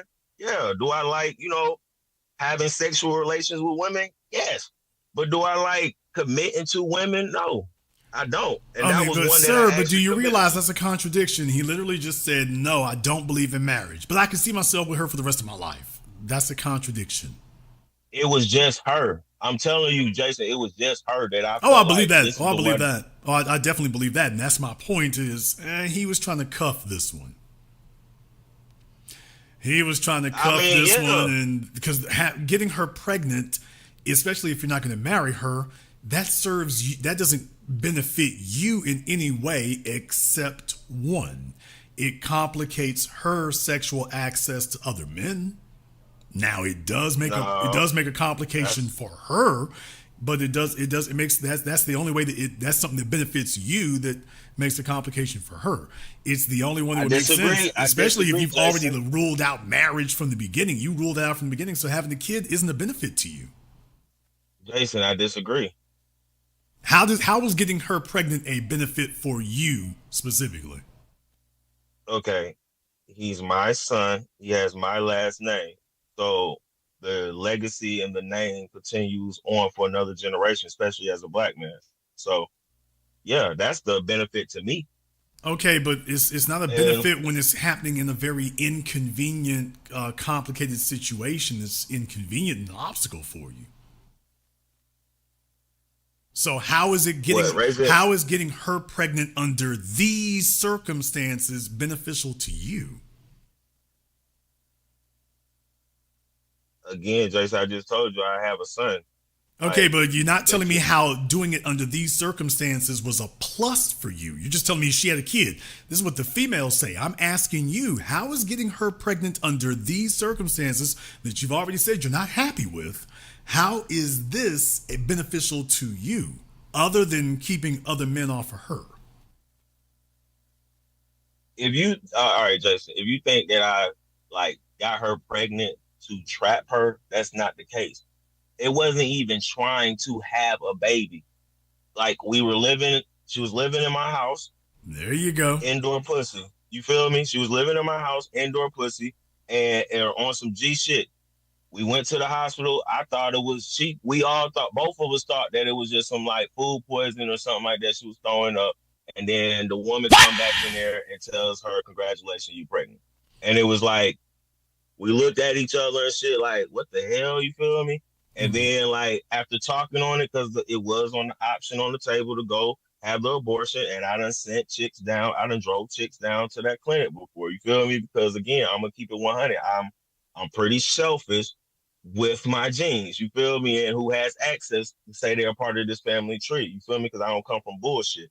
So with that regard, like I said, with this one, my baby mama, I actually did love her. I actually did wanted to like, okay, I can see myself marrying her. You feel me? And like I said, her natural thing came out because when we first got together, it was, oh, I don't believe in marriage and all the government, this, that, and the third and stuff, and like kids, like, you know, who got time for that? I'm focused on my career and stuff. But once she start messing with a real one, you feel me, who really makes her feel protected and provide or whatnot, like all that eventually went out the window. So I'm sitting here like, hold up, when we got together, you was agreeing with me. You ain't rocking with marriage. We just doing our thing and stuff. You feel me? But over time, like I said, that's the longest I've been with been with her, like been with a woman. So it was just like, okay, this is the longest like relationship that I done had up until this point. I do see myself being with you for the rest of my life. Like, you know what? Why Brother, not have the child? here's the issue. How old are you now? I'm 35. Okay. Do yourself a favor and go back and listen to this phone call because we just have a train of contradictions. So you think the only Slow way down, to have a child? slow down and Go ahead. listen. Go ahead. I am selfish with my genes. That's why 3 other chicks got pregnant also. Oh, well, I took them to the abortion clinic. That's not selfish or protective of your genes.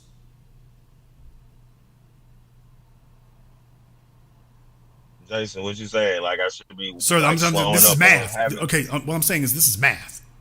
That's all I'm saying. Yeah, go ahead. That's math. I'm selfish with my genes. I'm protective of them. That's why 3 other chicks got pregnant too. Not just the one who had the kid. Oh, there were ones who were pregnant before that. That's not protective. Okay, Jason, I get around. I'm not sitting here saying that I'm perfect. Right, but what I'm also saying is that's not protective either. And what I'm saying is you cannot fix a problem if you won't face it. You have not been protective at all. Okay. You ain't supposed to have. Okay, Because here's my thing right here. I want you fellas to understand something. Taking chicks around and throwing them in abortion clinics and things like that, that all seems rather inconsequential, at least at the beginning. You might want to run for politics one day. You might get into corporate America one day. And you're setting up more than one female to sit up here and say some pretty scandalous stuff. Jason, it's 2024 though. That she'll be able to prove. I mean, okay. Like if I'm not trying to be a husband or be married or whatnot, like you think safe sex is 100% like safe? Like people get like women get pregnant off of safe sex. Okay, how is it that everybody else out here is doing it and not getting these chicks pregnant at all? How were they wizards? I'm not saying that it's impossible, Jason. I'm just saying though it's what not I'm like saying 100%. is you're reckless. It's not rocket science. It is very easy. There are over 36 forms of birth control for females. If you're actually interested in it, you didn't get those chicks pregnant by accident. You have a Jason, pattern. I'm not dealing with these women to be like, oh, you want birth control and this, that, and the third and stuff. Like, Jason, shit happens. Like, I one night stand, threesomes, all that. Jason, I done it. You Okay, feel me? but manhood is that we don't that does not happen for us. We don't allow that, sir. You're giving other women control of you. You sitting up here having to beg chicks and pressure them and give them what we gonna do, talk and drive them to abortion clinics. You're putting your fate in the hands of women. Men don't do that. Jason, you're not understanding. Like, no, you're not understanding. If you took them to the abortion clinic, that means they had the option of saying no. And if all those other chicks had said, no, I'm going to keep the baby, let me say this again, you're putting your fate in their hands. But the thing this is the thing you like, I think you're misconcepting. I'm not going after these women like, oh, I think you're a great woman to like build something with. Like, just like you tell the previous callers and your man all the time, like, there's nothing wrong with dealing with them. Just don't give them a baby and don't wipe them up and cuff them. That's what I was doing. Like, shit happens. You feel me? So I'm gonna keep it a buck. I ain't sitting here saying I'm in double digits on sending bitches to the clinic. You feel me? Okay, like, how many is acceptable? I mean, if you want to be honest with sending a chick to the clinic, 0, but would I rather send a chick to the clinic that I know that she's not mother material, because she ain't my girlfriend? You feel me? Okay, and the one who didn't go wasn't mother material either. The one who didn't go, I didn't take her because that was my girlfriend. I was actually in a relationship with her. I was actually trying to build towards that. Okay, but it was the same. You're deluding yourself. Her situation was no different than the others. You just finally ran into the one who wasn't going to get pushed to the clinic this time. No, Jason, I don't have to sit here and tell these women like, oh, we're this, or put titles on that. You feel me? Like, I don't have to do that. This was actually someone that I was like getting to know. I actually was sitting here like in love with this person. I actually was willing to do things for her that I wouldn't do for any other. And how did this turn out any differently from the others? It turned out differently because we were actually in a relationship, and then we actually had a breakup point. Then we actually had to go in and talk about like afterwards what we're gonna do. But the other ones, it wasn't we're together, we're in a relationship. It was like, hey, nigga, okay, sir, how is your situation with your child's mother today any different from your relationship to those other females today? I'm still in contact with her. We still have on a good page of raising our child. There's no like drama or, like fighting or anything like that. Like, we understand that we were in love and we grew apart, and we're doing the best that we can to raise our child. So in other words, it's exactly where the others are. There is no relationship between you and her. It is a relationship between us, Jason. No, it's not. Thank you. That's not a relationship, sir. That's a situation. No, having sex with someone that you mess with from time to time, that's what we call a situationship now. No, sir. Having to deal with complications that you would rather not have to deal with. Jason, I wanted to have a child. I wanted a son, and I got my son. He has my last name. So if I what he doesn't have is a father in the home to be his example every day, sir. Jason, okay. You're gonna argue that there's a benefit to that? No, dude. How far gone are we? No, I'm not arguing with it. I'm not trying to argue with anything. I'm trying to get you to understand that the difference between my baby mother, the woman that I actually had a relationship with, the woman that I actually was engaged with, the woman that I actually was on track to do the things that you saying were the right way, it just didn't work out.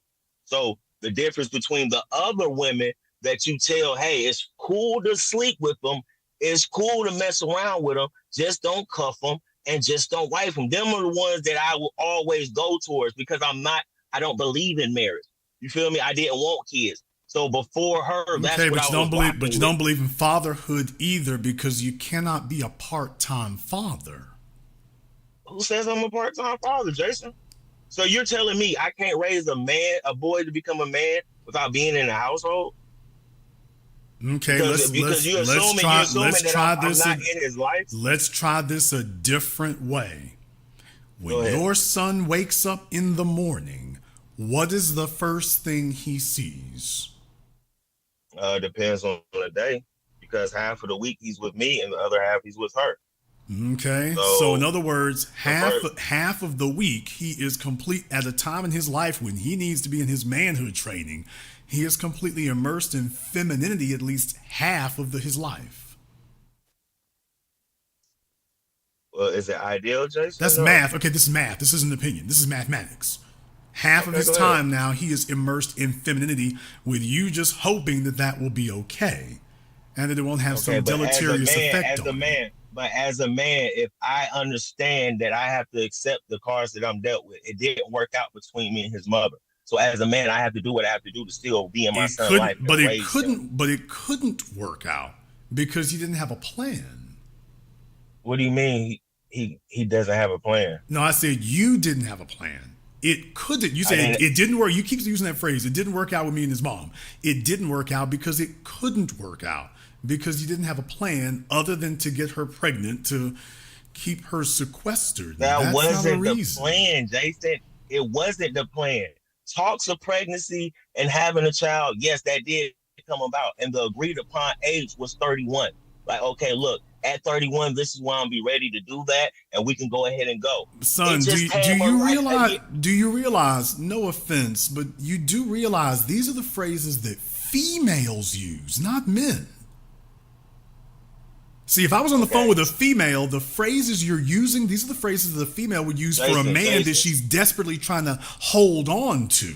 These are phrases, phrases and rationales we get from females, not men. As men, we don't talk like this. Jason, again, I'm just gonna say this. I was in love with her. Yeah, now he's being honest. Now he's being honest. That's a true statement. I said that multiple times. The difference between my baby mother and the other ones is I actually loved her. I actually was in a relationship with her. I proposed to her. Like we were in a whole household. All of that means nothing. All that means nothing because if it were serious, you would have followed through with it. Jason, again, once I made those decisions to go forward with having my son, what stopped you from marrying her if you got engaged? What stopped you? Because I seen, okay, if you want to be honest with it, Jason, she got violent with me. She pulled a knife out on me. She pulled weapons out on me. And it happened twice. I let the first one go. And then the second time after it happened, I said, I can't do this. I can't be in the same room. So she got pregnant and started pulling silverware on you, or that was before she got pregnant? No. Our child is already born, okay? He's already of like age of going to daycare, learning ABC, like learning his alphabets in different languages and stuff. That's the age that he's at now, okay? It was turmoil between us. Now, that is a whole different situation if you want to go into No, I'm saying that was she showing those tendencies before she got pregnant or after? No, Jason, she never got violent with me before. That was the difference between her. Like the other ones I'm dealing with, like crazy type chicks that I know these bitches is crazy. Her, it wasn't like that. You feel me? Like that. Well, that's what she didn't show at first. You feel me? But once the child came along, once we seen that our ideology on raising a child was different, once fulfillment of like sexual needs wasn't being provided and infidelity have occurred, you feel me? Like, yeah, it was making the relationship it didn't work out. So yes, when the best dude she ever had, is end up ultimately saying like, look, this is it. You feel me? Like when after we were separated, and she tried to sleep with me, and I turned her down. He certainly has a viewpoint on himself, and that's for certain. And he keeps saying that. Yeah, like I say, y'all let him talk. I've let him speak here. The bottom line is you have a young man who's trying to cuff a chick here. There was no agenda in place. We're getting chicks pregnant to hold on to a situation. She's not part of a plan. She's not part of a purpose. And today she's got monopoly powers over your offspring for half of the week, which means half of his life. And you have no clue what's going on. And you've already admitted that, by the way, she, according to you, which is not correct. Females don't just wake up one morning and start pulling knives. They're already volatile. So, but okay, fine. Stick with that story if you want to. So even if you claim that after all these years of knowing her since elementary schools, you got her one day and she flipped on you and changed, what's to prevent her from flipping and changing again and got dudes in and out the house? Jason. What's to prevent that from occurring? Since you say she's already changed once, what's to prevent that change from happening now?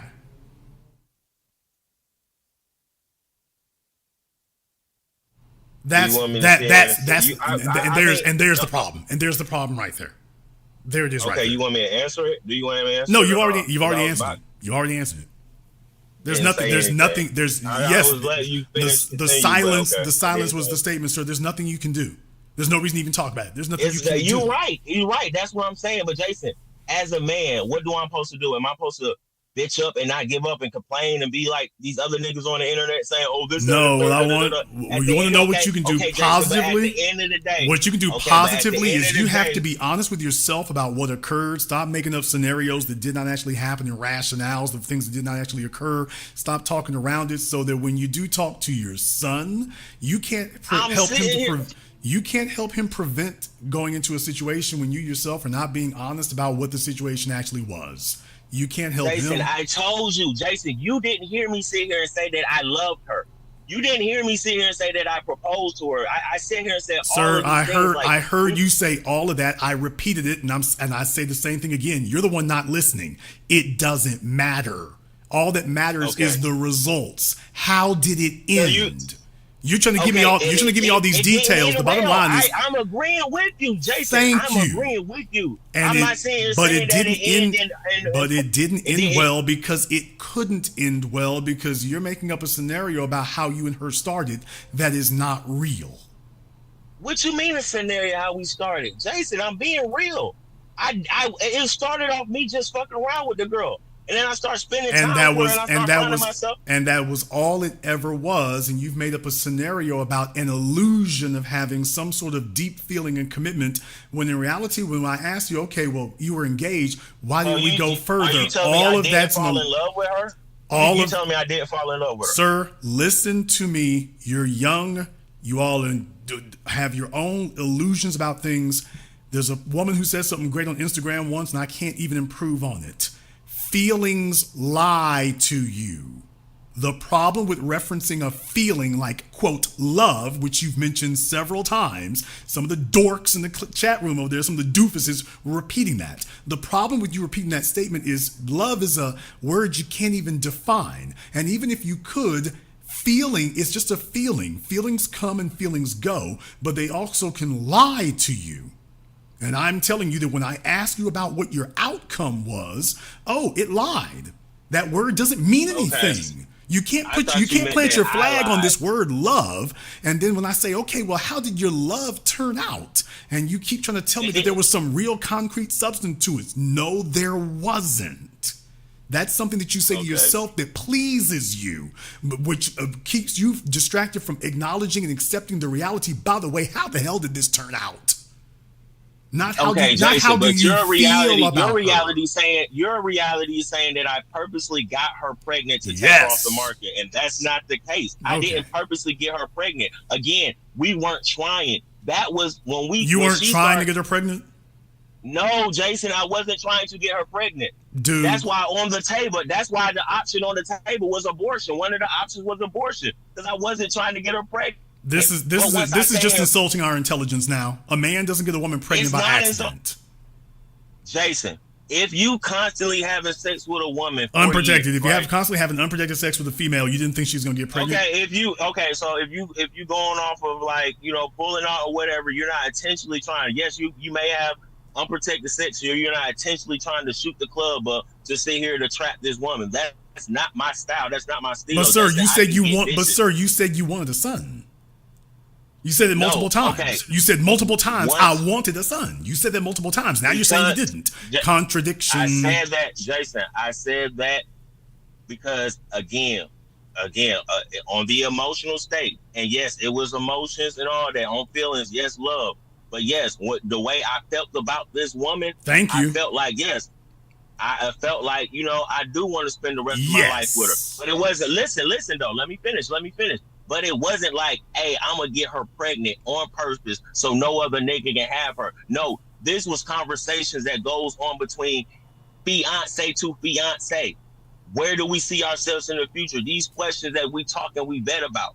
And that's what I'm saying. Yes, that compromise came on my behalf because I put love into the equation. Well, I love this girl. You're a train of contradictions, and the way in which a person deals with being contradictory is get another person to be locked into a decision so that they can't move around, so that when you're in and out of your commitment to it, one day you want it, the next day you don't.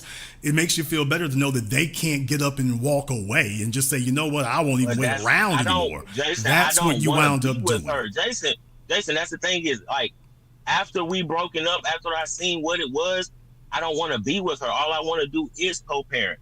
So that's the thing. I didn't intentionally take her off the market so no other nigga can have her. That's not. Sir, all I can say is we can take a look at the way things ended up. There's no 50,000 ways to get here. It's 2 + 2. Jason, I'm not sitting here saying that I didn't get her pregnant. That's not what I'm saying. No, I'm saying that you already said you wanted to get her pregnant. You already said you wanted to have a son, and I'm saying, yes, I agree with you. That was your plan. That right there was your plan. And there's only one circumstance under which that would be advantageous to you. The rest of them are huge, hideous liabilities, as you've already expressed when you got on the phone. Everything else is a liability, so there's only one scenario where it's not a liability. Just one, not 5, not 10. There's only one. So you saying that even, okay, so being that you say with these numbers that you yell out with, like, 80% of the women divorces that's initiated by women and this, that, and the third and stuff. Okay, right? So we understand that in this country, like, marriage is, the rates are going down. The women are being in this like feminine, whatever, like going through these phases of, oh, I want to be this, be that, and stuff. Like, you talk about this stuff on there and stuff, right? So when you got a man that sat here and was going those steps, going those routes, and then he see the red flags, and you saying that the better thing I should have did was stay in and go through getting married. But sir, the bottom line is you didn't do that, as evidenced by the fact that you have a track record of getting other females pregnant. So this wasn't a one-off with this one. That's the problem. Jason, and you keep trying to redefine it and re-explain it so that she becomes a unicorn and special. The only problem is you got a few other chicks pregnant too. So she's not special. You asked me what the difference was between the right, woman and I got you to explain why. And when you take a look at your results, she's not special. She was one among several. Okay, Jason, she might have been, in your eyes, one amongst several. Yep, that crazy mathematics. Okay, and in my heart, in my mind, she was special to me. And I know that might sound crazy, even though we didn't work out, Jason. But during the time period that I made this decision to go forward with having a child. Okay, I want you to think about this one thing. Think about this one thing, and then I got to go. You have a grown man who's talking about his heart. Just dwell on that for a little bit while you're waiting for old girl to get off Spirit Airlines. A grown man is telling me that his method and his strategy for approaching females in the world is he's reflecting on, well, in my heart, not my mind, not my thoughts, not my plan, my heart. And what I'm saying is that's the honest statement. You just said in your heart. Because I told you my approach was that I don't want a relationship. My approach is I don't want commitment. I don't want that. Okay, You feel me? well, I don't sir, have to what I'm have saying is I just repeated your words, and I'm telling you, do yourself a that favor. One, that do one, that yourself. one That's woman. enough. That's enough. Okay, That's all right. enough right there. That one. Okay, it only takes one.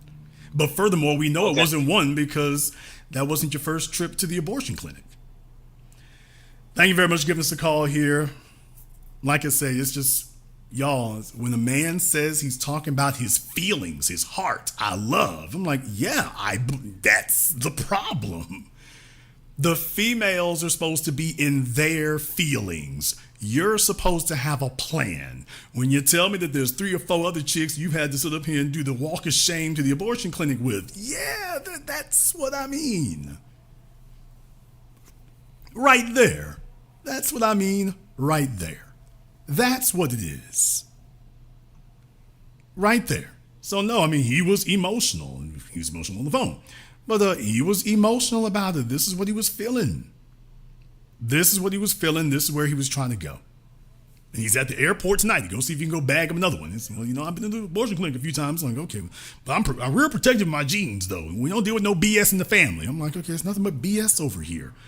So, yeah, he's telling himself a story that comforts him and makes him feel better. He is completely disregarding the reality and the math in front of him. Don't worry about none of that. When he was talking about his feelings, that was it right there. He was talking about what he feels. And him and her were sitting around talking about what they feel. And then one day she feels differently. Now you're stuck with it. I wanted to have a kid. Yeah, but you don't want to marry her. Because you see, you were supposed to marry her first. That was supposed to take precedent. Oh, that doesn't take precedent, but getting her pregnant, let's make sure we do that. Yeah, keep these other niggas' hands off of her until you decide what you want to do. It's a story as old as time.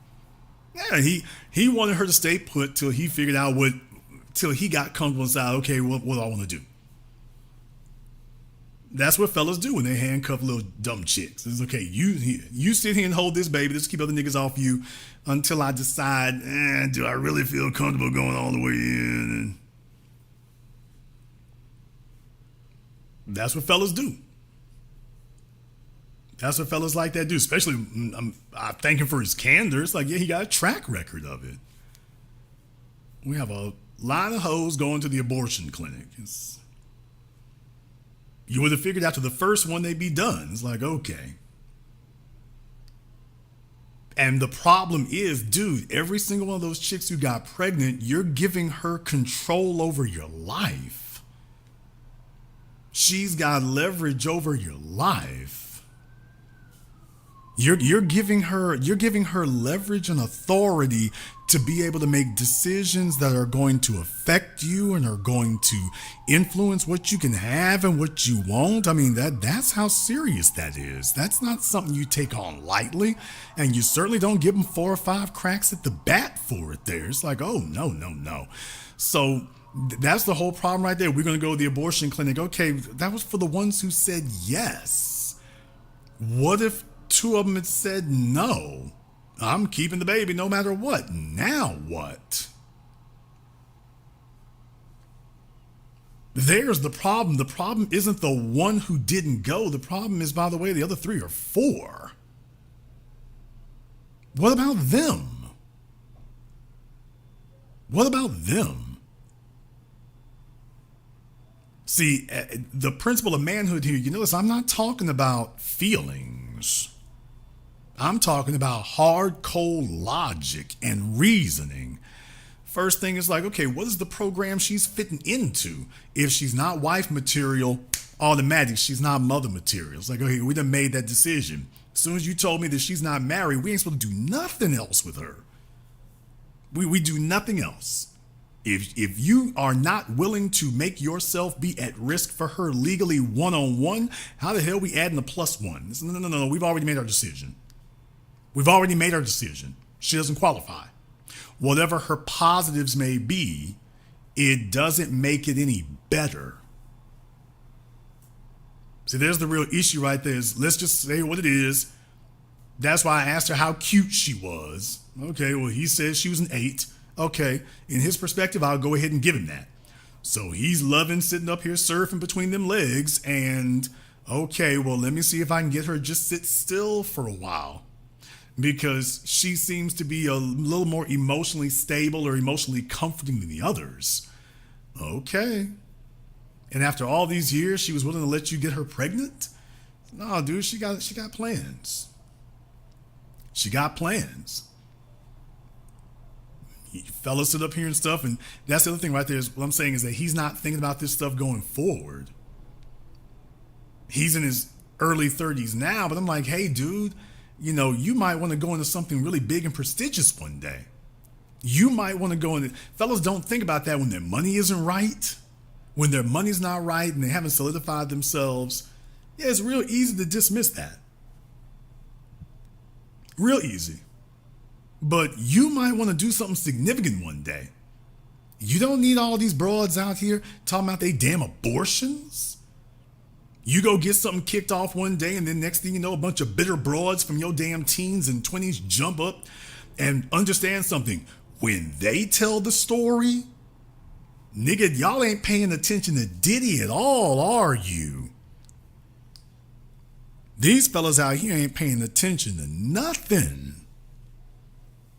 Come on now. Y'all done sit up here and watch what the hell done happened to Diddy. Done watch what the hell done happened to all these dudes out here whatnot getting run through the damn ringer. When these hoes, did he say hoes? I damn sure did. And deal with it, nigga. When these hoes jump up 5 years, 10 years, 20 years later, their version of the story is gonna be, he made me do it. And the rest of this hating ass society we live in is going to go along with it. I didn't want the abortion, but he made... All of a sudden, it's going to go from abortion is a great thing and it's body autonomy to, well, she didn't want the abortions, but he made her get them. So they'll claim it's their choice when it's convenient. But if they have the ability to smear you, then all of a sudden it's mind control. It was pressure. It was coercion. I wanted to keep the child. So they love aborting your kids when it's convenient. And the society will defend it. But if they have a means to attack you with it, then all of a sudden abortion's bad. So if she wants the abortion, it's great. If you want the abortion, monster, awful, terrible. So she's not a killer if she aborts the kid, but you are. So just understand, you sit up here and want to do something one day, or you want to get together with other folk and things like that. And when these hoes jump up later, it's going to be, you made her do it. I didn't want to do it. He made me do it. He told me he wouldn't support the kids. He took me there and parked me in front of the place. Ain't that what they talking about Diddy today? Remember Derek Jackson? We can go down the list. When they get done, they're going to claim you did it to them. That it was all your idea. You made them get it. She was in tears all the way there. It could be her 5th abortion. She's going to claim she was in tears the whole way there. And she didn't want to do it. And she's traumatized. And she hears little voices crying out in the night, Mama, at 2 a.m. and she's just traumatized by it. That's what she's going to say. If you ever try to get something popping for yourself, they all gonna line up in front of Diane Sawyer on ABC. They're gonna be playing that old sad ass music. Like they did with Jada Pinkett. Who in the hell wants to put her on CBS this morning? That was the most ridiculous ass thing. But they'll sit there and they'll have all of them lined up, and they'll have the soft lighting, the soft GE lighting, which has a little glow on them, and sitting here talking to them today. He claims that he wants to run for Congress now, but they know him differently. Today he calls himself Tony Johnson, but back in the day he was Tony the Tiger. We talked to Lakeisha Hawkins. Tell us how you met Tony. He used to be an athlete. And I liked him, and he said he was going to marry me, and we was together for 3 months, and I saw him 2 times in 3 months, and I told him I was pregnant, and he said, what you gonna do? And I said, I want to keep the baby. And he said, ho, you ain't keeping no baby. We gonna get rid of it. And I told him, no, I do not want to do that. I always wanted to be a mama. And he said, we getting rid of this kid today. And he grabbed me and threw me in the car and put on the seatbelt and drove and parked in front of the clinic and took me out and marched me in. And we're also sitting here talking to Tanisha Jackson. Tanisha, what is your story? We're here talking to Tanisha Glorilla Jackson. Damn! So yeah, when they get done, it's going to be, oh, none of us wanted to go to the abortion clinic. This was all his idea. If it hadn't been for him, we never would have walked up in there. That's the events, man. Y'all take a look at Diddy. Y'all got hoes of every color, race, creed, stripe. And fellas tell themselves, oh, that can never be me because I'm not Diddy, man. You need to take your ass down to child support court in your city one of these days, especially in Atlanta. Man, if you making over $150,000 a year, there's a chick out there trying to figure out, is she in line for something? I need fellas to understand that, man. It's not that easy. When a female messes up her life, she gonna blame you for it. If she messes this up, she's sitting right there. She the first one banging on the door at the abortion clinic. But if you ever get your act together, she's gonna blame you. If she ever, she gonna make up a whole damn fantasy tale and she's gonna blame you for it. That's why, fellas, that's the reason I want him to get straight on that right there. I'm like, okay, because not for him. He done already made his bed. Okay, but for his son, because take a look at how he's going to be talking to his son. So, I know you got to be straight about this. Oh, no. Look, me and your mama met and he was trying to hold hoes down. He talking about, I had feelings. Okay, I caught feelings for your mama and I didn't. The bottom line is I didn't want her to go anywhere. Now, there's the problem. Hey, I caught feelings for your mama and I didn't want her to go anywhere. And she was getting in her late 20s. And we all know what happens when the female gets around 28. She's like, look, is you gonna marry me or do I need to look for somebody else? And he's like, okay, let me go ahead and have this kid because I don't know if I want to marry you, but I know I don't want you to get up and go nowhere because I'm comfortable with you and you're familiar. And if he only explained to his son like that, and that's how the hell I got caught up.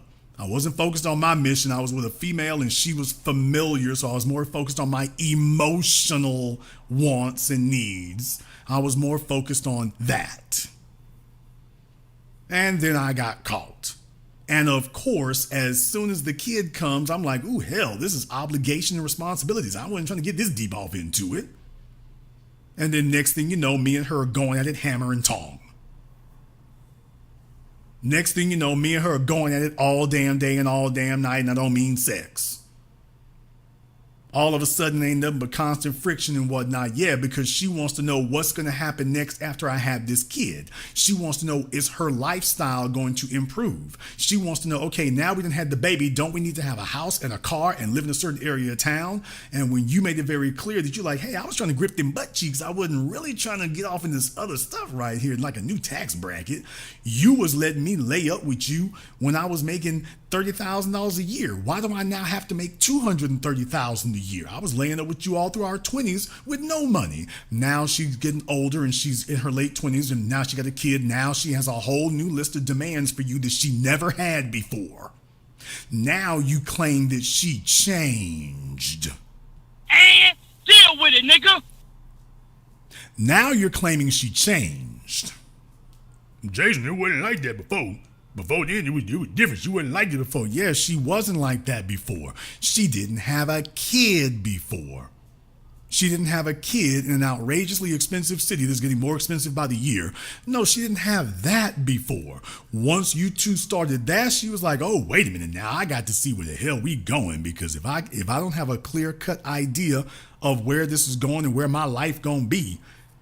Y'all remember when I had these young gals call me up? Y'all remember I asked the questions that other folk don't ask. because people don't do critical thinking, don't have logical thinking in these things. I ask her, what kind of car are you driving today? I'm driving my Kia Rio. And what kind of car do you want to be driving in 7 years from now? Because the average American gets a new car every 7 years. What does she want to be driving in 7 years now? Oh, I want to be driving a BMW. I want to be driving a Tesla. I want to be driving a Mercedes. Yeah, there you go. There you go. Okay, dude. So in other words, from the time that your child is born to the time that your child is in 2nd grade, what?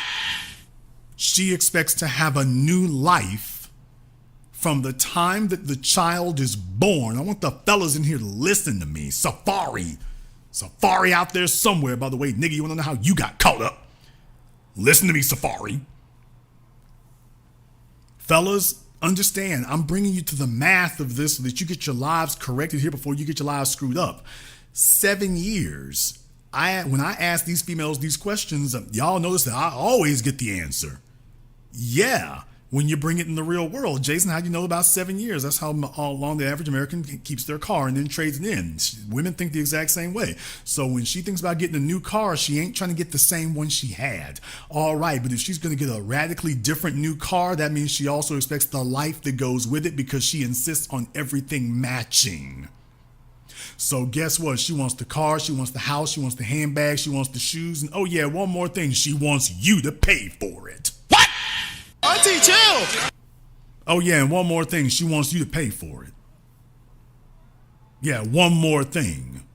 She wants all of that, and she expects you to carry the freight. After all, you're the one who wanted a son. Please understand that she'll sit up here and beg you to death and hound you to hell to get her pregnant, and then as soon as she drops the load, she's going to tell you you're the one who wanted it. She's going to say you wanted a son, you wanted me to get pregnant. She's not going to say I wanted it. She's sure as hell not going to say that she badgered you for it. She's going to say if you follow through on her nagging you to get her pregnant, the second she gets pregnant, she's going to say this was your idea. You're the one who wanted it. She's going to put 100% of the responsibility and the blame on you. She will not take any of it. She will claim 100% this was you doing it. This was not my idea. You wanted this. I just went along with what you said. That's what it'll be. So you sit up here and you go do that, and the next thing you know, you're in your feelings and you're talking about that, and it's, now you're on your own. Now you're on your own.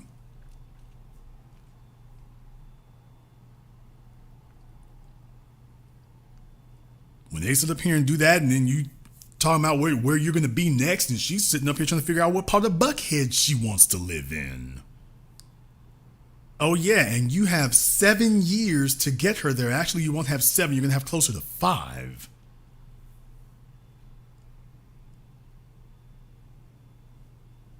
She's going to be closer to 5. So fellas, understand that. You got to go get the chick pregnant. By the time the kid is in 2nd grade, she expects to have a whole new life. She expects to be in a new neighborhood with a new car.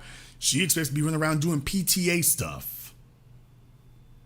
And you going to take care of all of it. She will not have to do anything she doesn't want to do. Your money is obligatory. Look it up. Your money is required. If she does make any money, her money is optional.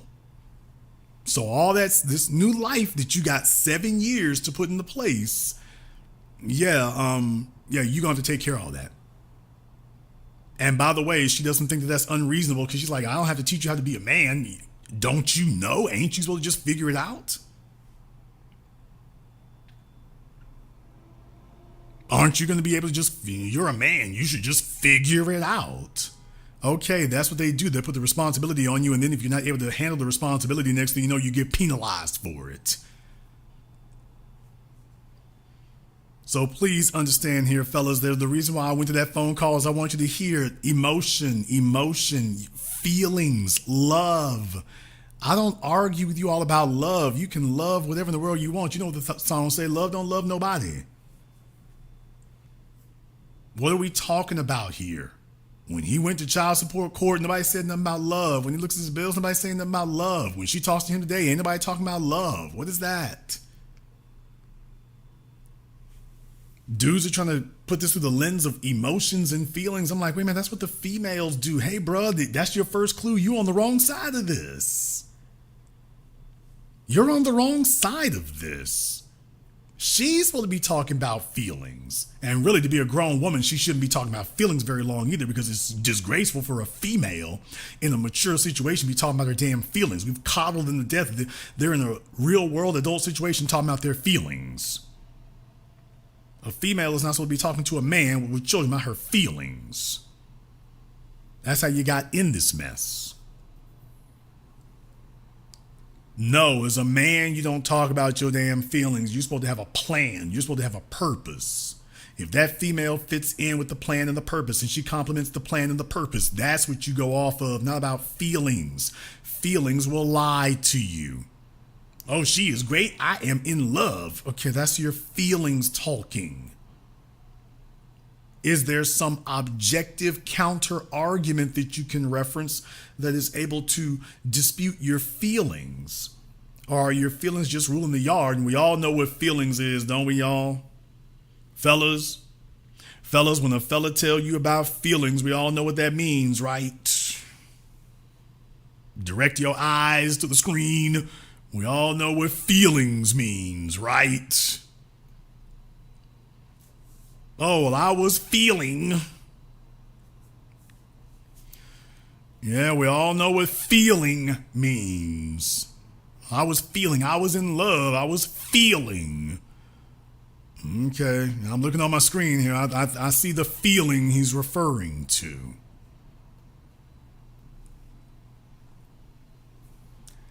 Yeah.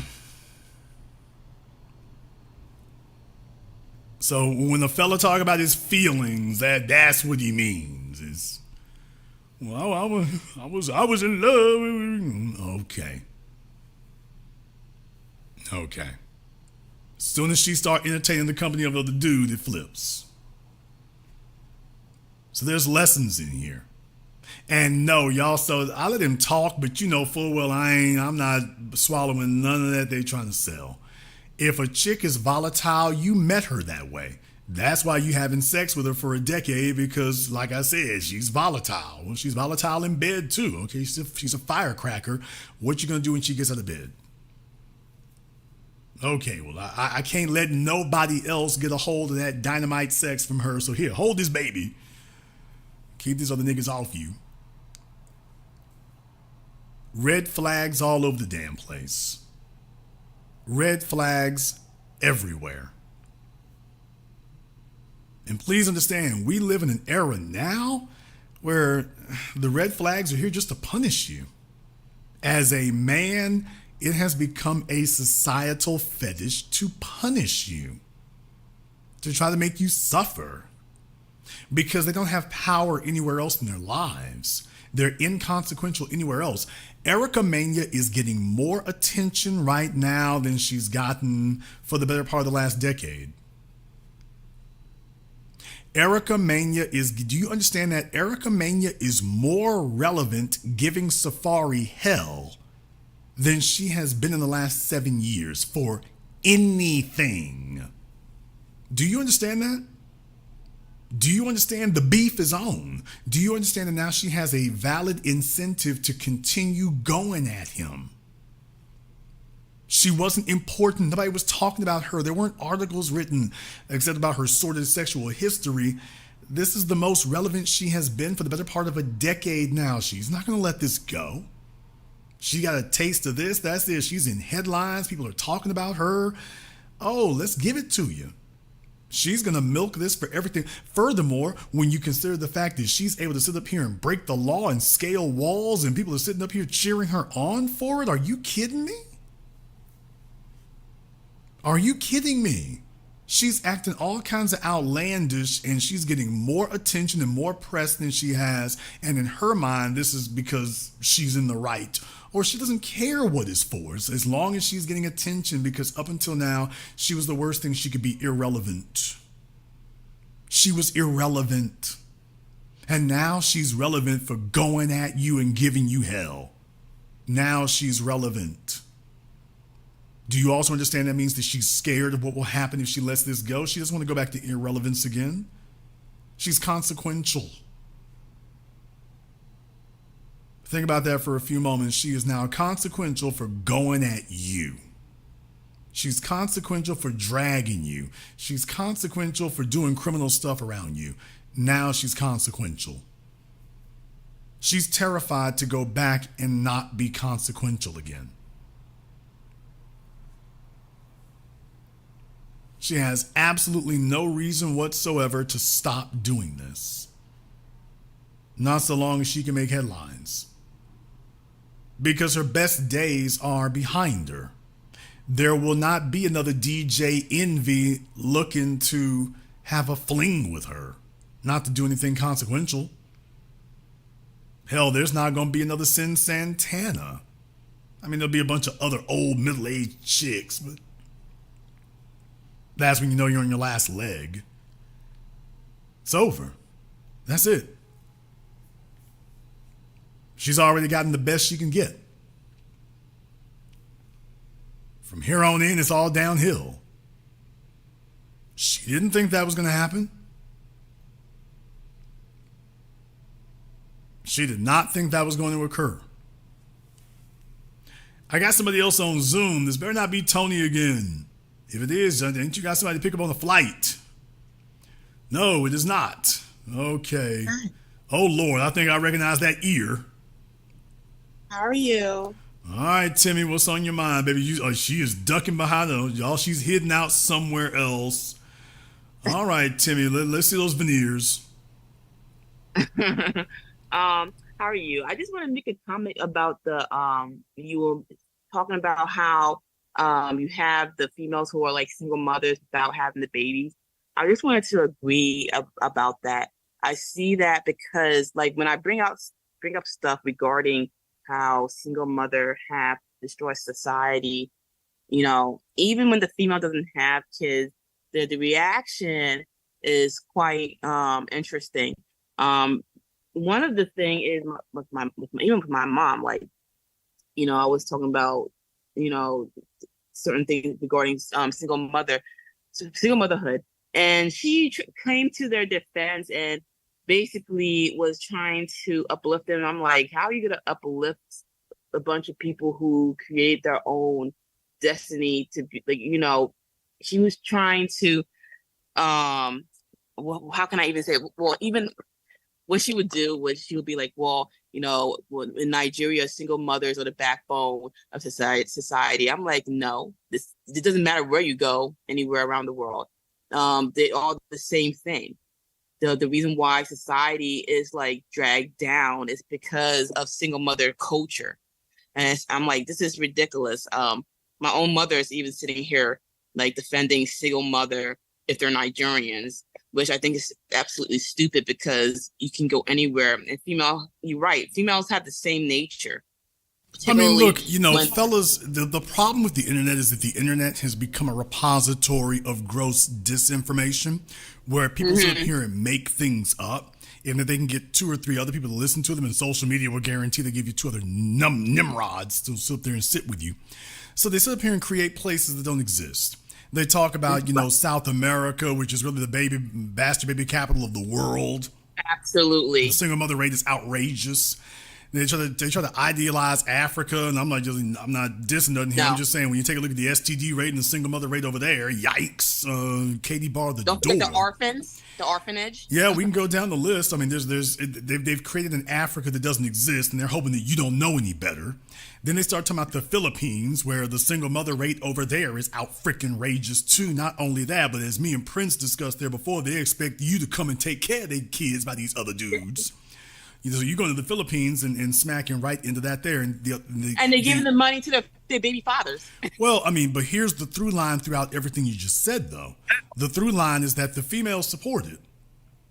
Yeah. You're in South America, the women rally around each other. They don't condemn the single mothers; they rally around it. You go to Philippines, they rally around it. Native America on the reservations, they rally around it. In Asia, they rally around it. Russia, they rally around it. It doesn't matter where you go. The females rally around it. So this ridiculous idea that this has come from somewhere else and this is not female nature, yes, it is. The only thing that really keeps that in check is if you have a strong, masculine presence in the society, because men have no interest in propagating another man's offspring. That doesn't do us any good. The female knows all the kids are hers. Yeah, well, that's a benefit to her. But taking care of another man's kids is not a benefit to us. So women play this mind trick on themselves that taking care of kids she had by another one man, that's like the same as having your own. No, it's not. Because those are all your kids. Taking care of another man's kids is a liability to us as men. And you're not going to Jedi mind trick us into that except for a few simps out there. Shout out Russell Wilson. But in any case, that you see that same through line there. The females rally around each other. The ones who don't have kids and the ones who do. They'll all be sitting there in a damn circle together. So as men need to recognize the way that females deal with each other is not the way they deal with us. Yeah, absolutely. Another thing I noticed, my mom would say a lot of bad things regarding foreign men and how abusive they are to the females and blah, blah, blah. I have some things to say about that. I think those men understand how their females are, and they are aggressive for a reason. Because to be honest, you see a lot of the passport guys, like all the females are more feminine. I just had a discussion with a few simp, soldiers over here. They don't know what the hell they talking about. They said the Japanese girls are more feminine and more cultural. And I said, listen, it doesn't matter. Every corner of the world, the females are the same. Particularly if they meet like a beta guy. If they meet a beta guy, they're gonna treat him with disrespect. I said, you're being foolish and you have this weird fantasy that doesn't even exist. It doesn't matter where you go in the world. First of all, okay. Well, let me go ahead and zero in on what you just said right there. You said that. Did you say Japan? They were talking about Japanese women. Yeah, Japanese and Chinese women. That's all very interesting because when you go and talk to Japanese men today, they've got nonstop complaints. Mm-hmm. Now, so like I say, obviously something's wrong here. Apparently, one of you is being presented with somebody's representative, and the other one is getting the real damn thing. But it also goes to this full extent. The problem with these guys is not how many Asian bed buddies you got. If you're not making a commitment to any of them, you're doing the same thing over there you were doing over here. You're just having the same result. So how are you going to claim these are different women if they're getting the same result? Very clearly, they're not different. Thank you. Obviously, they're not different. If they were, then you would be giving them different results. If they're so much better, but you're giving them the same result, they must be the same woman. Right. And I had to refute my mom regarding foreign men being aggressive. I'm like, no. First of all, they understand they're females and they don't tolerate disrespect. Like, how can you sit here and say, oh, they're very abusive over there in South America or in Africa? It's probably because the females probably don't get away with their big mouths over there because Nigerian females have big mouths and they allow. I'm telling you, they are a loud mouth. And he's like, oh, Nigerian men are aggressive, and you see the same thing about black men over here. I'm like, I don't know where she's. Here's the thing. The female can't be talking about men she's had no dealings with. Right. So what she saw on Facebook or a video on YouTube somewhere and wants to subscribe to them, I'm like, okay, how many boyfriends or men has she dated from the continent? Because if the answer is 0, it's like, ma'am, have all these seats. I know you want some attention, but have all these seats. That's just more disinformation and misinformation. And the whole purpose of it is to create a narrative, not to even have an accurate description. It's just to create a narrative. I don't say the things I say here because I want to create a narrative. I want to create understanding. That's why when we talk about females and whatnot, y'all see the fellow was on the phone with me. Did he sound like, was I sitting there big upping him and being conciliatory? I understand these chicks out here, they foul. That don't happen. I call it straight down the middle. I'm not trying to sell a narrative. You got these other folks trying to sell a narrative, usually in order to defend some foolery they've been doing. So now it becomes something really, really weird. So it's not something you can really sell or something you can really utilize outside of their experience. I don't have that issue. I would like for folks to have more logical conversations, so you don't have that. Passing on disinformation doesn't help anything. It doesn't help anything at all. You need to have an accurate view of the world. Don't tell me about, well, the females who are not from America act a different way. Okay, you're lying. I'm not going to sit up here and tell somebody that because he's going to sit up here and think that's a true statement. He's going to think that's a true statement, and it's not. Are there some nuances out there? Sure. Light-skinned chicks are crazy. What? It's true. The light-skinned chicks are crazy, but we all know they got social schisms to deal with. So, I mean, it's okay. If she light-skinned, she is going to be 5150, dude. It's going to be what it is. I don't care if that floats your boat or whatever. If she biracial, triracial, or whatever, throw it off. It is what it is. Nothing but love for y'all. We ain't hating on you, but we got to call it what it is. If she got big eyes. Damn! If you meet a female with big eyes, okay, big crazy eyes, oh, you's crazy. You's a fool. It ain't no hate, but ladies, y'all know what the hell it is. If a chick got big eyes, it's like, oh, you is nutty. And if she light skinned with big eyes too, Erica Mena, she light skinned with big eyes, oh, she needs to be in the rubber room. And dudes will get took. Look at the ass on that one right there. I'm like, okay, get ready for the madhouse. Get ready for the madhouse. So this is not stereotyping. These are just facts. I'm not going to sit up here and mislead you. Nor should you be, because then you go walk off into something. It's like, why didn't somebody tell me? Nigga, I tried to tell you. I thought you was kidding. I wasn't kidding. I've been saying it for a while. It's true. Don't mislead them. Just tell them it is what it is. This folk out there, they ain't gonna like that right there. With Jason, what about y'all? I'm from Louisiana. I'm from the land of big wheels and big grills. Anybody tell you otherwise, they lying to you. Bottom line, they tell you we got big wheels, big grills, and we try to deal with one female. It is what it is. If you're coming from Louisiana, there's another chick around there somewhere. You might not have met her yet. But if he's from Louisiana, there's probably another chick around there somewhere. If he's from Louisiana with some swag to him, yeah, that's it. It sure is. It's not a stereotype. That's what they do. Okay. Don't mislead them. I'll go get you a nice southern dude from Louisiana. Okay. Believe that. She ain't never talked to none of us, clearly. So what I'm saying is don't sit up here and mislead them. Just be honest with them about that. Don't talk from experiences you don't have. Don't get all your information from the internet. You should get out there and go learn something. Can we get the females to meet some men without getting pregnant so they can have some experiences? Can you do that without honing it up? There's the real problem is once they meet one, next thing you know, she gets stretched over a coffee table by 5 dudes. And you in the military, you know how that goes. But, I'm just saying, we don't say that she gets stretched over a tank. What? I'm just saying. Oh, God. There's some chicks out there got through over the top of a Jeep somewhere. Oh, God. All right, we'll go ahead and we'll leave it at that right there. But like I say, just your mom is wilding out because she's got unresolved issues. So she's giving disinformation. Just so long as you don't take it seriously, you'll be okay. Yeah. I'll let you have the last word. Yeah, the interesting thing, when I do talk to people about this, one group of people seem to at least be a little honest. I've been talking to some old white guys about, the atmosphere and power dynamic, and they a little bit more honest than, my particular females and other groups, but I don't know, is that just me, or maybe it's just the people around me, but I don't know. It's usually, middle-aged black men who are more honest and really, really old white men who are honest.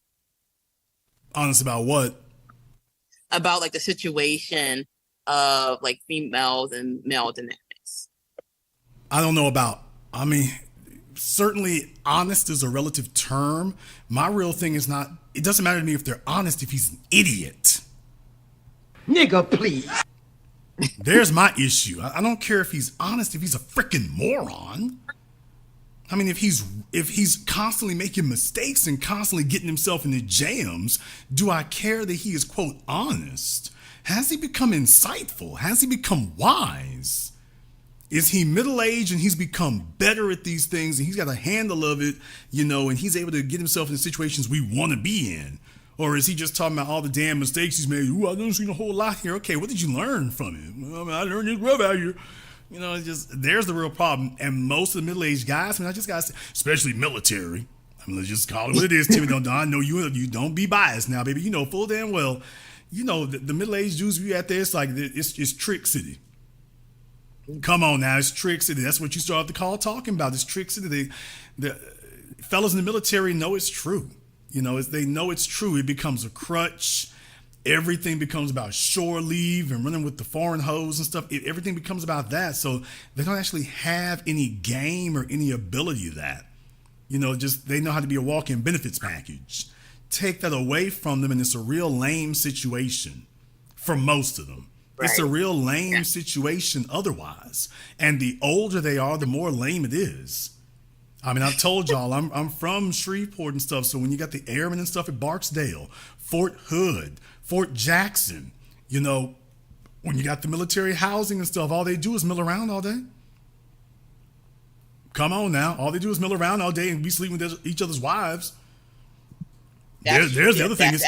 And there's the other thing. Let's just keep it real. It's not like they even sleeping with chicks who are not in the military. They really, right. The overwhelming majority, they're just laying up with chicks on the base. So they're not even really able to operate with the females who are not in the military. That becomes their whole field of knowledge. So, and the older they get, the more institutionalized they are. So if they are dealing with a female, there's only going to be 1 degree of separation between her and the military. But just dealing with a regular chick in the real world who has no connection to that whatsoever, most of them, it's not going to work. So I wouldn't make them a source of information on that. No offense, but it's just I just gotta tell it like it is. They've been kind of institutionalized.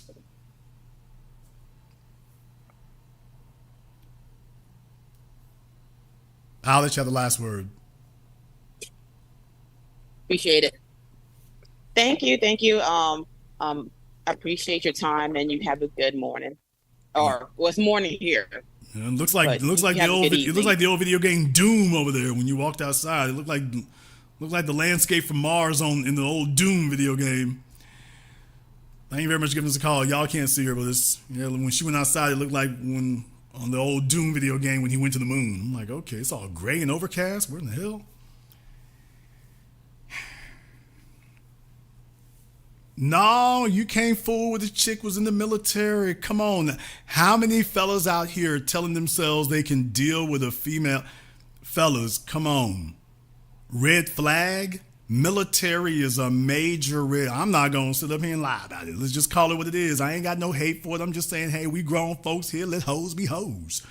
If your chick was in the military, dude, she got passed around. It is what it is.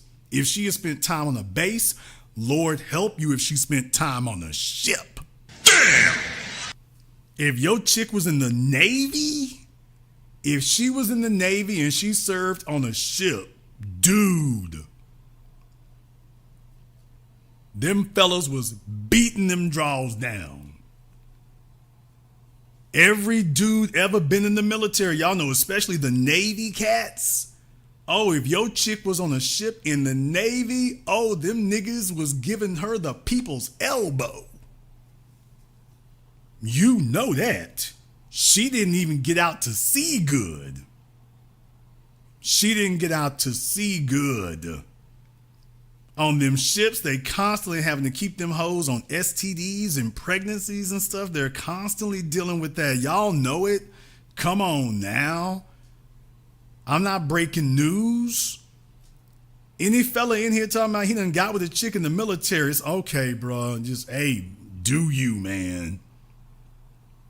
Just don't ask me to play dumb along with you. Okay, Triple X, am I lying? Am I making that up? You get with a chick in the military, man. You get with one who did time in the military. It's like doing time in prison. You get one in the damn military. Please stop. Niggas was grabbing them ankles for years, man. Niggas was grabbing them ankles for years. Can you name a female who was in the military for more than 3 years who didn't sleep with a married man? And deal with it, nigga. You name for me a female who was in the military for more than 3 years who didn't sleep with a married man. Come on now. There's not a one of you fellas in here been in the military, was on a base. You know damn well. You show me the female who was in there who got out the game clean. You tell me you served in the military, you was on a base and you was with a chick who was there, and oh Jason, she wasn't getting around with the rest. I got the one who wasn't getting around with the rest of them. There's some niggas out here really believe that. Not my chick, Jason. She wasn't doing that.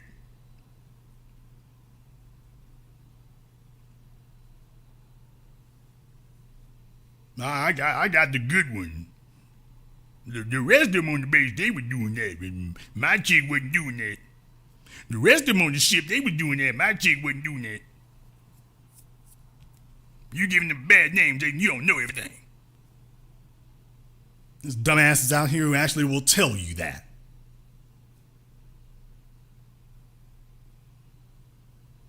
Sit up here and tell you a chick will be in the military 3 to 5 years. She wasn't getting tossed around. Okay. Meanwhile, there's not a single one of your commanding officers who will sign off on. There's not a one man in here who was an officer in the military who will sign off on that. He knows every single one of the chicks on the base, every single one of the chicks on the ship. There's not a single commanding officer, there isn't a single officer who will sit here and tell you that's not true. It's only the little underlings who will sit up here and tell you that ain't right. The petty officers and the buck privates, they'll tell you that there's not somebody in a command position who's going to tell you that that's not true. He had to oversee all them females. He know damn wasn't a single one of them didn't have some drama going on. Wasn't a single one of them he didn't see doing that. He had to sit up here and listen to her bull jive ass stories about, well, you know, he told me he would love me. All right, I got BK here on Zoom. Let me see you hear me. Okay, BK, we got you on Zoom. What's on your mind? Hey, what's good, Jason? Shout out to the family, B1. Yeah, I just wanted to get on here and just corroborate what you were saying as far as the military women being for everybody. Like, the woman that I'm currently with, she had told me that she initially had entertained fantasies about being in the military. And I had told her that if she had been in the military, I would have never taken her seriously. And she was trying to act like she would have been an exception to the rule. And it's too funny because I just don't understand how people don't really understand human nature. You know, like with my understanding, there's always evolving, you know, I'm always seeking to learn. It's just something about the male and the female energy. Like it is very volatile. It you know, sparks can really pick up very easily. And whenever like a male's energy is mixing with a female's energy, I don't know if I'm articulating it as effectively as I would like, but I just don't play around with that. And I had to let her know because I worked at the VA for like 5-6 years and it really does go down. Like, it's just something about having a masculine man. Well, it's called chemistry, bro. I mean, it's literally called chemistry. That it's literally biology. That's the whole thing, is that it's involuntary. When you see a chick who, you know, she's shaped nice and everything, that's not you doing anything. That's your biology. That doesn't take thought. Nobody taught you to be a sexual being. Nobody taught you that. Nobody sat you down and said, let me explain to you, you know, sexual attraction. Now, they might have tried to explain to you birth control, but nobody had to sit you down and teach you sexual attraction. One day, it was just on. And it's been on ever since. Well, that's biology.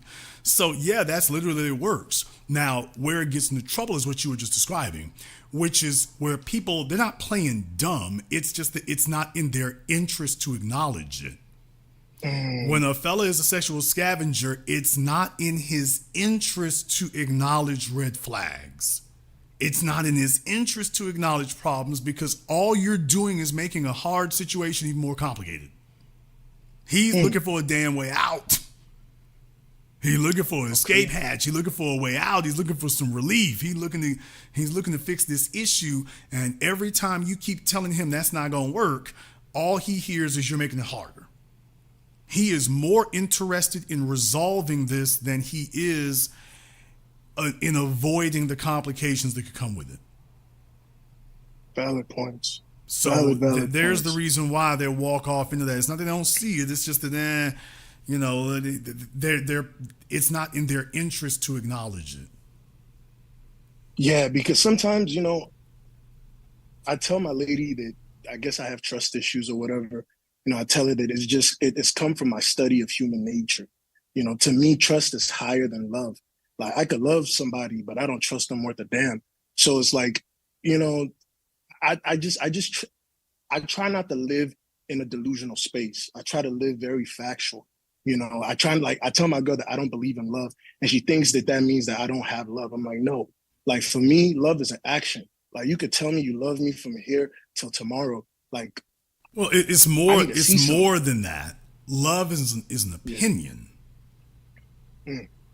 You can we can kind of dress it up and say, oh, well, love is an action, love is something that you do. That's great and everything. And I'm not saying that that's quote unquote untrue, because you're saying if that's what you define it as, that's fine. But here's the issue.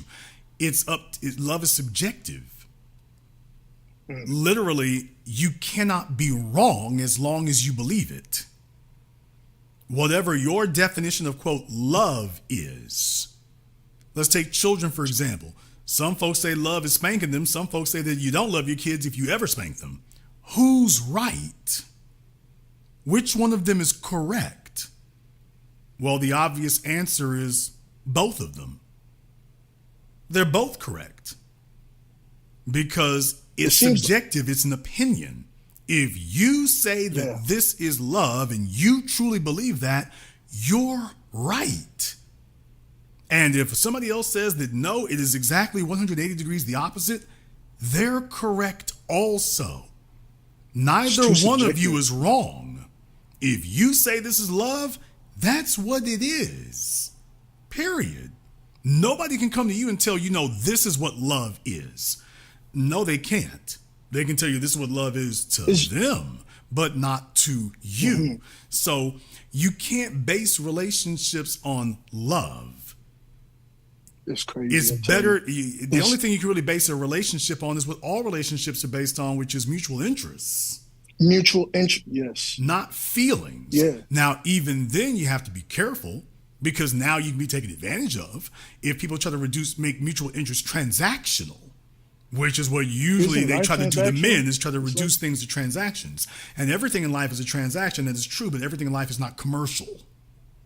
It's not a commercial transaction. See, you see how it becomes a slippery slope. So cut and dry. It can become a slippery slope. So if you don't have a proper perspective on it, you get messed up. Don't let people tell you that things are not transactional. Rollo Tomasi and the rest of them had to break down and admit, okay, well, Jason was right. Yes, all relationships are transactional, but the correction is that they're not all commercial.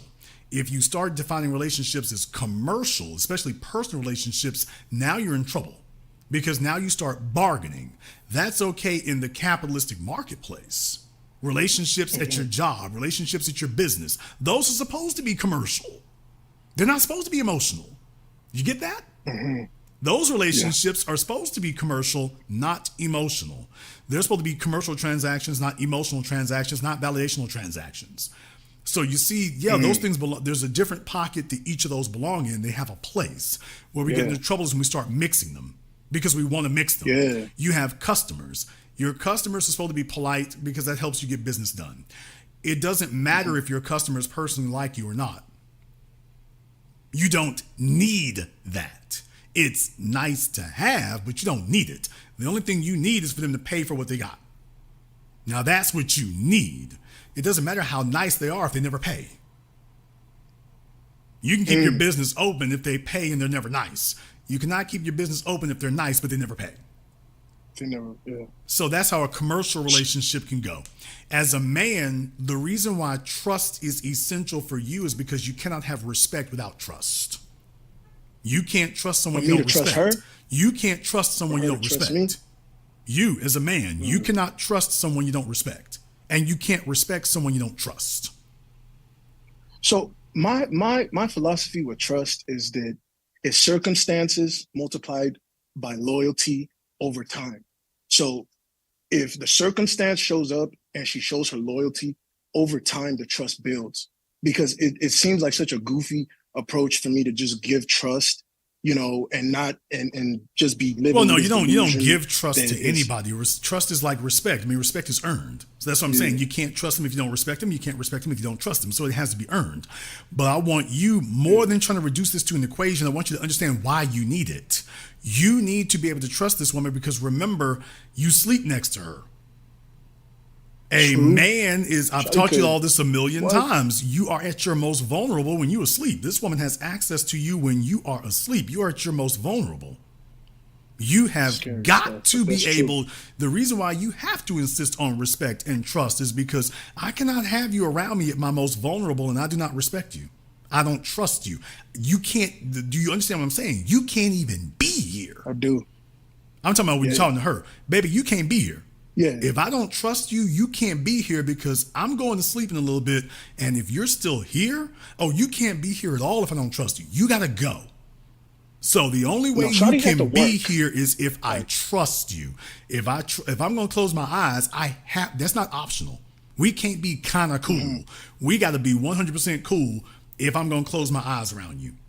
Got to be. So that's not optional. So the respect and trust got to be. It's got to be there and it's got to be solid. Absolutely. So I want you to understand that's why it's essential. Because this is a person you're going to be 100% vulnerable around.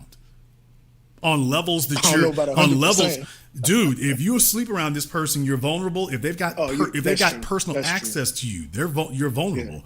That's So true. that's why you letting her know, hey, these are the rules, and she might consider it to be harsh or whatever. No, this is the standard. It's got to be because I'm vulnerable around you, Yeah. and you wouldn't be able to go on the military base. They don't trust you on the military base. You got to have your pass. You got to make sure you've passed your security checks and everything. You don't just get to walk around. Okay, well, guess what? Around me, it's the same Security thing. clearance. You got to be Facts. cleared beforehand, and you do not get to define what clearing you is. I do. That's what I'm talking about. Yes, sir. So that's Because what I'm saying. even- I hear about your equation there, and that's great and everything. If that helps you encapsulate it, but more than that, I want you to Yeah, it's understand. just for me. I want you to understand why it's important. Now you understand the why. So equation or not, now you can explain to her. Okay, this is why it's got to be this way. Even if you think it's a bit difficult, it's got to be. This is what it's going to be, and it's never going to change. It has to be this way. Never. Otherwise, I'm vulnerable, and I'm likely to get hurt. Exactly. I mean, truth be told, you just said the God honest truth. She's had to work even to get this level of trust that she has right now, because my whole mindset is, everybody around me got to act right. Everybody. Like, I'll check respectfully. I'll check my dad. Respectfully, I'll check my mom. I'll check my woman. Like, it's not me trying to act like, I'm bigger or better than anybody, but it's me understanding that if I let you in my personal space, I'm really vulnerable out here. And I can't afford that. I can't afford just to be looking like a goofy, thinking everything is sweet out here. Ain't nothing sweet out here. So my approach has always been from a point of strategy. Like, what is the outcome that I'm looking for in this situation? And how can I put myself in the best situation? Like, she's in love, she's feeling it and all that, and that's beautiful. Well, you definitely want to have a clear woman who's- definitions. I mean, you certainly want to have Yeah. a clear definition so that you're not going off of feelings. You're going off Yeah, of a no, I clear don't believe strategy. You have a clear definition. You know what you're looking for. It's not defined by your feelings, sir. because the problem with feelings, like I explained before, feelings come and they go. You'll feel one way one day, another day. Hell, you'll feel one way this morning and another way this afternoon. You can't base things on your feelings. You have to base them on what you need, on your interests. Those are things that stay the same. Feelings come and go. Your interests are constant. That's why you do it that way. Wow. So something that I learned along the way of this journey, of this relationship, of maturing, is just a concept of sacrifice. Like, there's this understanding that men, we have to be the ones that sacrifice everything. Like, I flip that on his head. Like, Shawty has to sacrifice. If she wants to be in my life, she has to sacrifice. You got to be committed to the process of my progress. You got to be committed to the journey that I'm on. Like, you can join, my mentality is, this is a bullet train. I'm going somewhere. You can hop on, you can hop off, but I'm not stopping.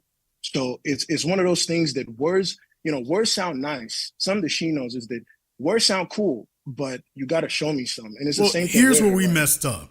In the modern era, we messed up because we allow people to sit up here and hoodwink us into thinking that our mothers and grandmothers didn't have to sacrifice anything. So we've let a bunch of money grubbing scandalous hoes in the modern era. Did he say hoes? I damn sure did. And deal with it, nigga. We've let them sit up here and fabricate something that didn't exist. Your mothers and your grandmothers, if they had a man, they sacrificed. And we let people sit up here and say try to redefine that as a bad thing. So the only thing that you're left with is the men have always sacrificed, and we supposed to just keep sacrificing. They try to make this damn head game and this damn smoke and mirrors where the women don't have to sacrifice anything. Okay, your mothers and your grandmothers did, and we have folks up here and try to redefine it as if that's not what they were doing. No, they did, and you will be expected to do the same thing. I'm telling you, it's mandatory. If you don't demand it, a woman knows that she doesn't have to sacrifice to be in your life. Just her perception of you, it just drops. Okay, look, the bottom line is people do not respect something they don't have to sacrifice for. Absolutely. If something is a privilege, that's one thing. If they don't have to sacrifice for it, it's a right. Oof, okay, well, don't expect anybody to respect you when they have a right to you. By definition, you don't have to respect rights. You have to respect privileges. A right is something that you're supposed to get no matter what. Okay, but a privilege is something you got to earn. Oh, well, then by definition, I cannot put what you're trying to do in the category of rights, because you can take a right for granted, because that's what a right is. A right is supposed to be taken for granted. Your freedom of speech. That ain't something we're supposed to argue over. I got that, and I don't have to ask your permission, nothing. I got it. I use it however I want to. I can take it for granted because it is granted. By definition, it's a right. A privilege, however, you got to earn that. You have to sacrifice for that. You have to qualify for that. You don't get to decide whether or not you get that. That's something that has to be given and has to be earned.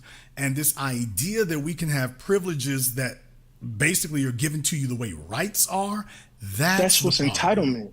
That just builds entitlement. And my whole mindset is that because I know that this is how I have to govern my life, it's always in my mindset that I have to lead by example. Like, I got to be a man worth her submitting to. And I'm not doing it so that she can't submit to me. If she don't want to, all right, she can keep it pushing. But that's why my focus has to be on me, on what I'm building, on how I can grow into my potential and whatnot. Because that's the only way I think a man can really feel confident asserting that claim that you have to sacrifice. And if you don't want to, all right, shawty, you can keep it pushing. You know, well, look, if Michael B. Jordan come to the door, she's sacrificing. If Idris Elba come to the door, she's sacrificing. It's facts all day, bro. If Usher come to the door, even with his herpes, she's sacrificing.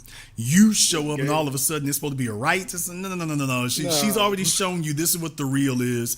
And my bottom line is, hey, bro, if you producing at a high level, you doing your thing and whatnot, how the hell is somebody going to sit up here and tell you you should get less than them fellas are getting, and she never going to meet them?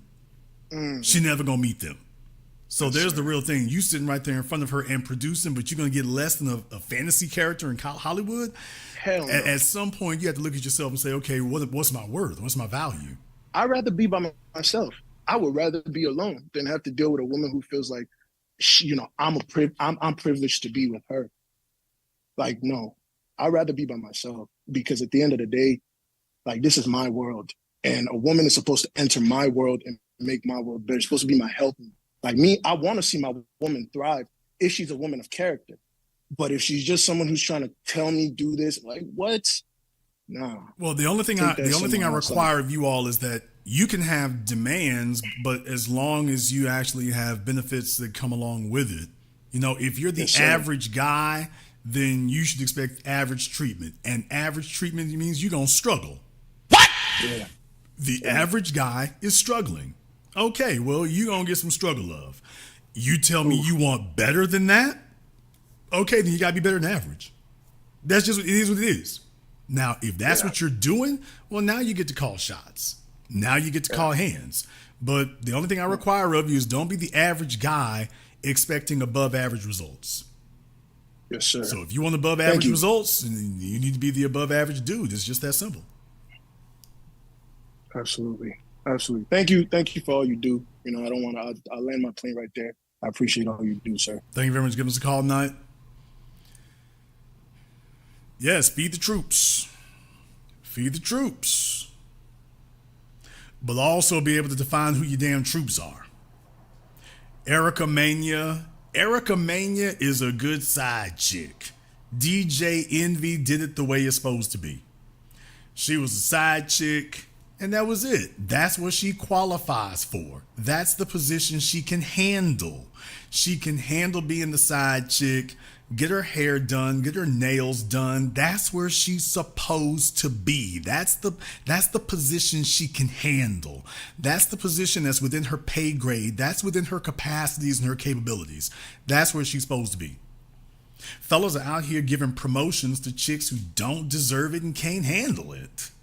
She can't handle it. Look what happened when you tried to wife her up. You tried to turn a hoe into a housewife. Look what the hell happened. She went ham. She went crazy. Actually, she was already there. Because you wanted to tell yourself that your search was over and your journey was over, and that Safaree sitting up, y'all remember Safaree was posting pictures of himself in the gym wearing Speedo underwear and stuff to try to show off his genitalia. So that tells you what he thinks his value is. He thought that was going to transform a hoe.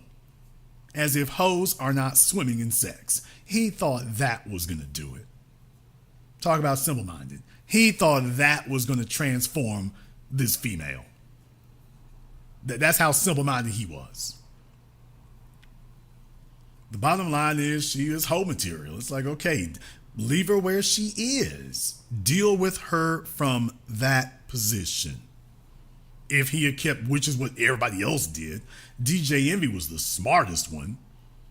That producer, what's his name, Dollar, I didn't hear about no nonsense with him. So it's like, yeah, do that. She can handle that position. She can handle that. She can handle that. It keeps her out of trouble. More importantly, it keeps you out of trouble. It keeps her from having leverage in your life. The amount of havoc that she can wreak is relatively limited. And it's something she can handle. And if you do decide to send her on her way, you send her on her way. Now she's got unlimited access with all of her red flags and all kinds of devilment going on. And worst of all, she's got your kids. All because Safaree couldn't be alone. Safaree needs to have a female around. He needs to have a female around. He needs validation. He needs attention. And eventually you're going to screw around and stumble and land on the wrong one. And there she is, acting all kinds of fools because she's like, well, nigga, I got you where I want you now. Now we're both trapped here together. And that's the way she sees it. And there's a bunch of you fellas listening to me here right now in your personal lives. Hey, fellas, believe me, you can recover from pretty much anything except getting a baby and getting married here. If you're going to make those steps, it better be the right damn one. Stop ignoring red flags. This is why fellas have to sit up here and have a mission. They have to have a goal. They have to have a purpose. They have to have priorities. Your world cannot center around a female. You have to have your own mission in this world. That's perfectly fine if a female never shows up for it, because if your life is contingent and dependent on one, here you go. Now you have to ignore red flags because your priority is female companionship. And next thing you know, you have to let one of these in. Here she is walking down the damn street covered in red flags. And I'll remind you again, Erica Mena was disqualified from being a wife as soon as Erica Mena jumped up and had a damn me girlfriend. When you saw Erica Mena, when you saw this on your screen right here, when you saw this, neither one of these chicks is wife material. Neither one of them is mother material. When you saw this right here, this is going to be nothing but trouble. If you want to ride them draws around the block a few times, nigga, knock yourself out.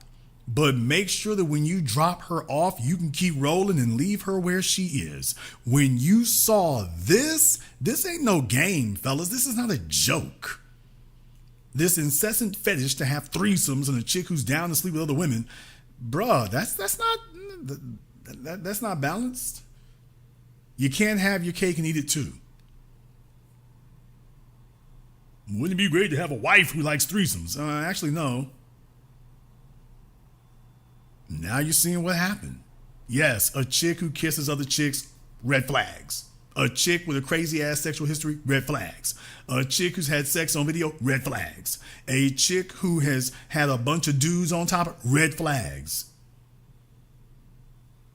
These are red flags.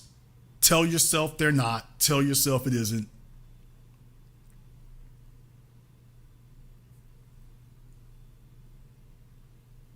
Tell yourself it's not. There's a bunch of fellas out there, just they take the leftovers and they're so desperate. Okay, go ahead and do that. And then you make a permanent move.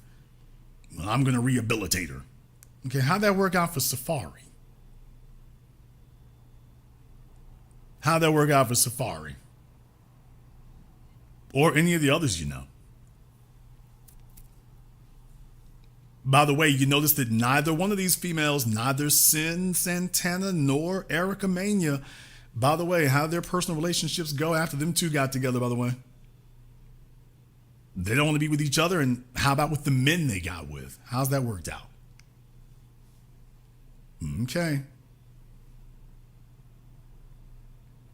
And they've gone the whole cycle. They've been through a bunch of dudes. They've had some females. They've had some kids. Now they've had some kids, and now at this point right now it's about, can we handcuff a nigga somewhere and drive him nuts? Life lessons to be learned here. For those of you who still have the option and the leeway to be able to just learn from it without being trapped in it, life lesson. Yeah, they're both single mothers now, but they're both single mothers looking for somebody they can get over on. There's the real issue. I got fellas, y'all are listening to me. I got fellas, those are those of you in the military. I got those of you who work in medicine. I got those of you who work in academia. I have those of you who are professionals. Hey, bro, there's a number of you listening to me right now. You have an Erica Mena in your life. Oh, in the chat room, business calculus, very good point. Oh, very good point. Hey, fellas, you need to check your chick's purse. What? Excellent point, business calculus. Excellent point. Oh, I don't want to leave this unsaid tonight because I've touched on this before over the years. Fellas, you need to check these chicks' purses. You need to check and see, is she on prescription pills? Is she on a medication? Is she on one for STD? Y'all fellas, you need to check the purses, the medicine cabinets. Yeah, you need to see, does she have a script for something? Yeah, these are things you need to know. Does she have a script? See, nobody tells these young boys this. Nobody tells these young fellas this. Business calculus, very good point.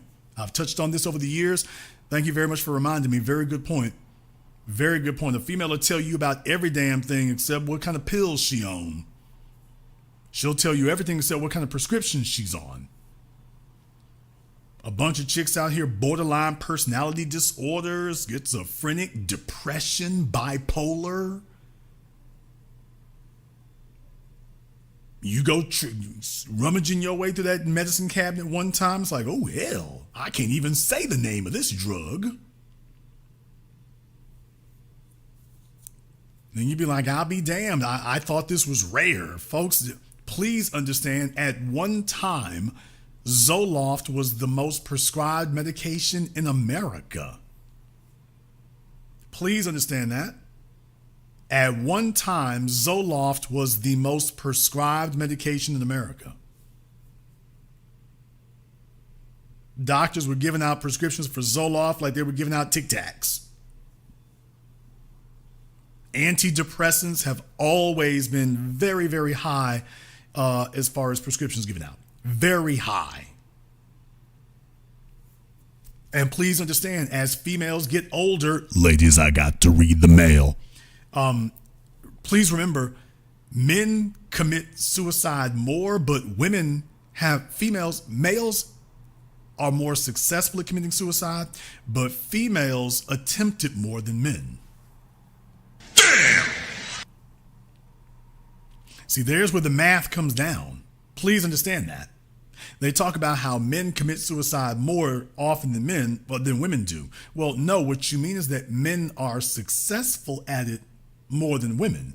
Women, however, attempt it far more than men. Don't believe me? You can go Google it. Females attempt to take their lives far more than men. Far more. In the chat room, Tanea, Tanea needs to, oh hell, did I put that thing up there?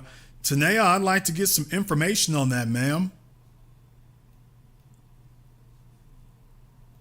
Tanea, I need you to go ahead and hit me up here on Zoom. I'd like to go ahead and get some more information on that. Let me go ahead and throw that up for Tanea here real quick. I pinned that to the top of the chat. Tanea needs to go ahead and give me a call here on Zoom so she can explain that to me. I'd like to get some more information on that, Tanea.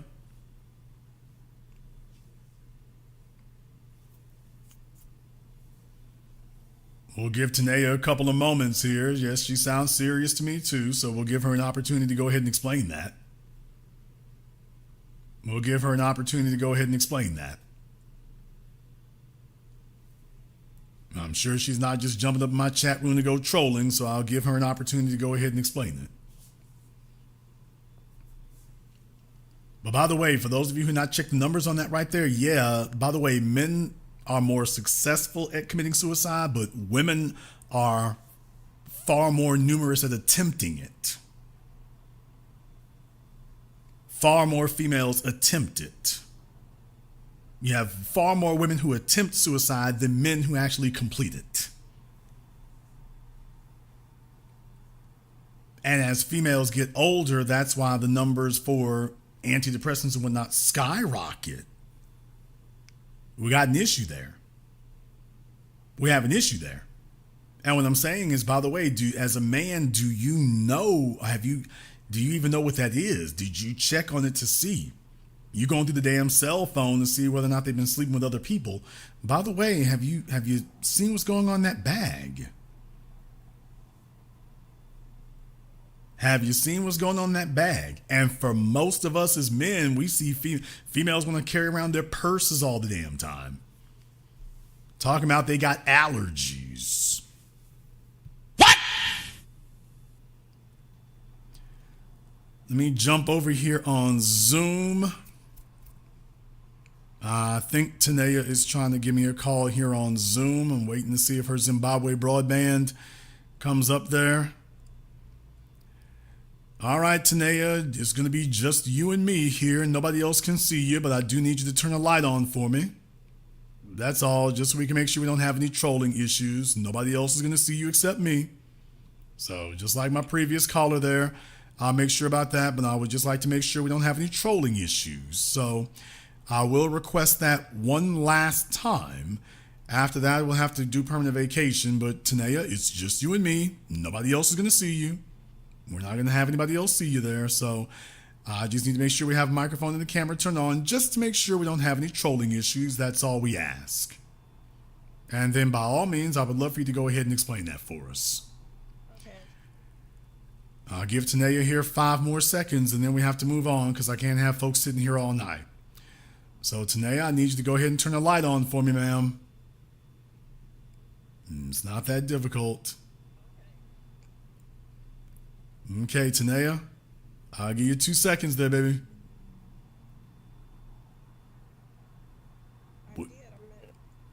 I do not see you, ma'am, and you're looking at your own screen, so you know you're in the dark.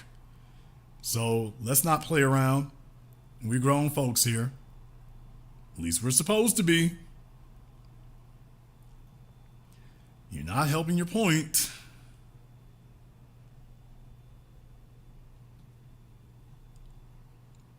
Okay, y'all, Tanea is playing around out here, so we're going to have to leave Tanea alone here. Tanea's going to have to take the rest of the night off. Like I said, you all know how to do things. I don't just throw folk up on the screen and whatnot, but we just need to make sure we don't have any trolling issues. That's all. However, all things remaining equal, by the way, some folks are sensitive about that, which is understandable here. They're sensitive, but it doesn't make what we said any less true. And deal with it, nigga. By the way, you might be sensitive about what we said there, but it doesn't make it any less true. There's the issue. It doesn't make what I said any less true. There's a great number of females out here walking around and have diagnosed or undiagnosed issues. Men don't ask those questions. Men check on sexual histories, but by the way, mental health histories, mental health issues, what's going on in their medicine cabinets. By the way, have you checked to see what's going on there? Because you find a prescription for lithium or Lexapro or Zoloft, that means something. Fellas, if you you see some prescriptions for something you don't recognize, go to Google and find out what that is. You see Zoloft or Lexapro or lithium or something like that, it's like, oh, wait a minute. We're off in the woods now. Find out what that is and be like, okay, what is this? You've had NFL athletes get killed behind that kind of thing. Celebrities get shot and stuff. It's like, that's a serious business. Okay, Jay on Zoom, you need to turn your mic on.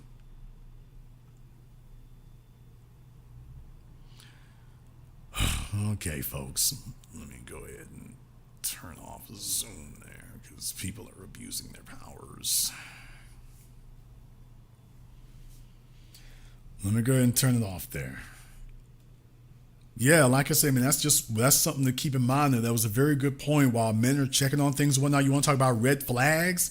Yeah, you got dudes out here with chicks. They're on prescription drugs. They're on antidepressants. They're on antipsychotics. And you talking about, damn, she is dynamite in bed. And meanwhile, she's got mental health prescriptions. Fellas be sitting up here waiting to go see if a chick goes to talk to a therapist. And every other week she's telling you that she's got to go and get her hair done. It's like, okay. Dude, there's a little bit more to it than just getting her hair done. So a lot of fellas out there, when she going to the gym, she ain't losing no weight, but she going to the gym. Hey, fellas, yeah, if nobody explained this to you, it really is that serious. And a lot of you say, no, that's too crazy. That's something for a cable television series or something. That doesn't happen in real life. Yes, it does. Yes, it does. Especially for the young fellas. They think this is just some stuff you just see on TV or Jerry Springer. No, this is a very real thing. On your college campuses, if you work in a hospital, half the damn nurses are on meds. What? I said it. My cats who work in hospitals and whatnot, my doctors, my orderlies, my male nurses, y'all know I'm telling the damn truth. Half the female nurses in your hospitals are on meds. I'm not making that number up. The men at the hospitals don't really hang out at the pharmacies like that. The females do. I said it.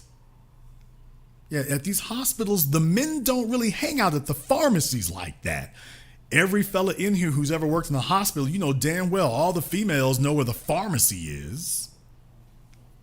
All the females that you work with at the hospital know where the pharmacy is. They know who the person is who works in the pharmacy. The men ain't got a damn clue.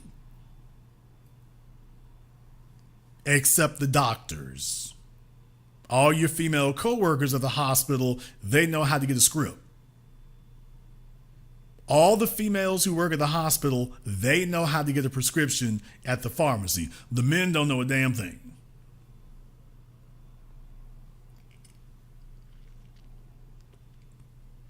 So yeah, that matters. To the females, you want to find out if that dude is doing illicit drugs. To the fellas, you want to find out if she's on prescription drugs. Is she on some medication? Is she being leveled out?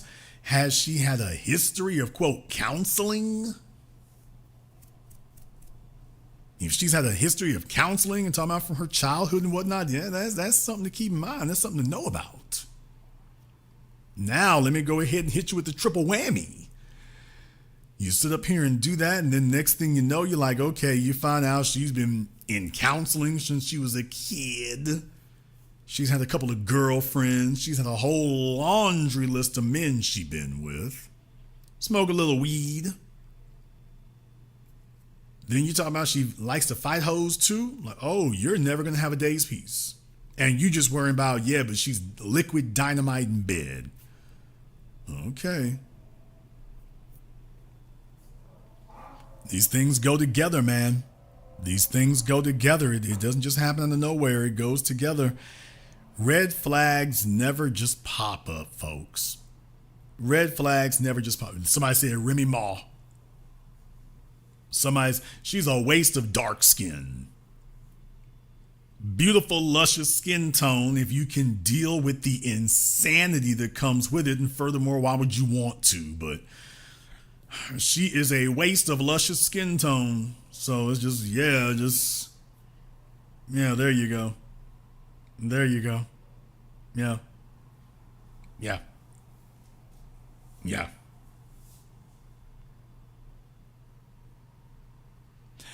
We're going to go ahead and wrap things up here tonight. If you are new here to the business, welcome to the program that all your favorite YouTubers love to hate watch. Click that red subscribe button, that yellow notification bell. Join us each and every time that we are here. You are more than welcome to join us. Want to send a shout out here to everyone, and I do mean everybody, who has contributed to support tonight's program on PayPal, Super Chat, Venmo. We appreciate that from you here. The man B1 Media is a lifesaver. Thank you very much for your support. I've had Randy Wineglass, Project Leroy, Kevin Theodore, everybody else here who has been on the Super Chat there. Thank you very much for your support here as well. Wanted to go ahead and check in with you all here tonight. I also want to say that there will be some, I told y'all about this earlier this year, looking to make some, I'm not looking at it, in the process of making some changes to how we do things here, because I'd like to take the business in a bit of a different direction. So when that comes about, just be looking for that. May end up having some interruptions in the way things go. Like I say, there may be a time period where we're not broadcasting, but it's because I would like to take the business in a different direction and start doing some different things that I've been meaning to do for a while. Getting close to being able to go ahead and get that started, but some of that might include not broadcasting for a while, so don't be surprised if you see that. If you do, though, it's probably because we're taking it in the better direction, so we'll see how it goes. I want to thank all of you for tuning in tonight's program. Thank you for watching live or recorded. Thank you all for liking the program, sharing it, subscribing, and everything else. And this concludes this broadcast of The Business. I am your host, your brother, your humble servant, Mr. Jason Black. And until next time, my brothers and my sisters from around the world, remember, handle your business or the red flags will handle you.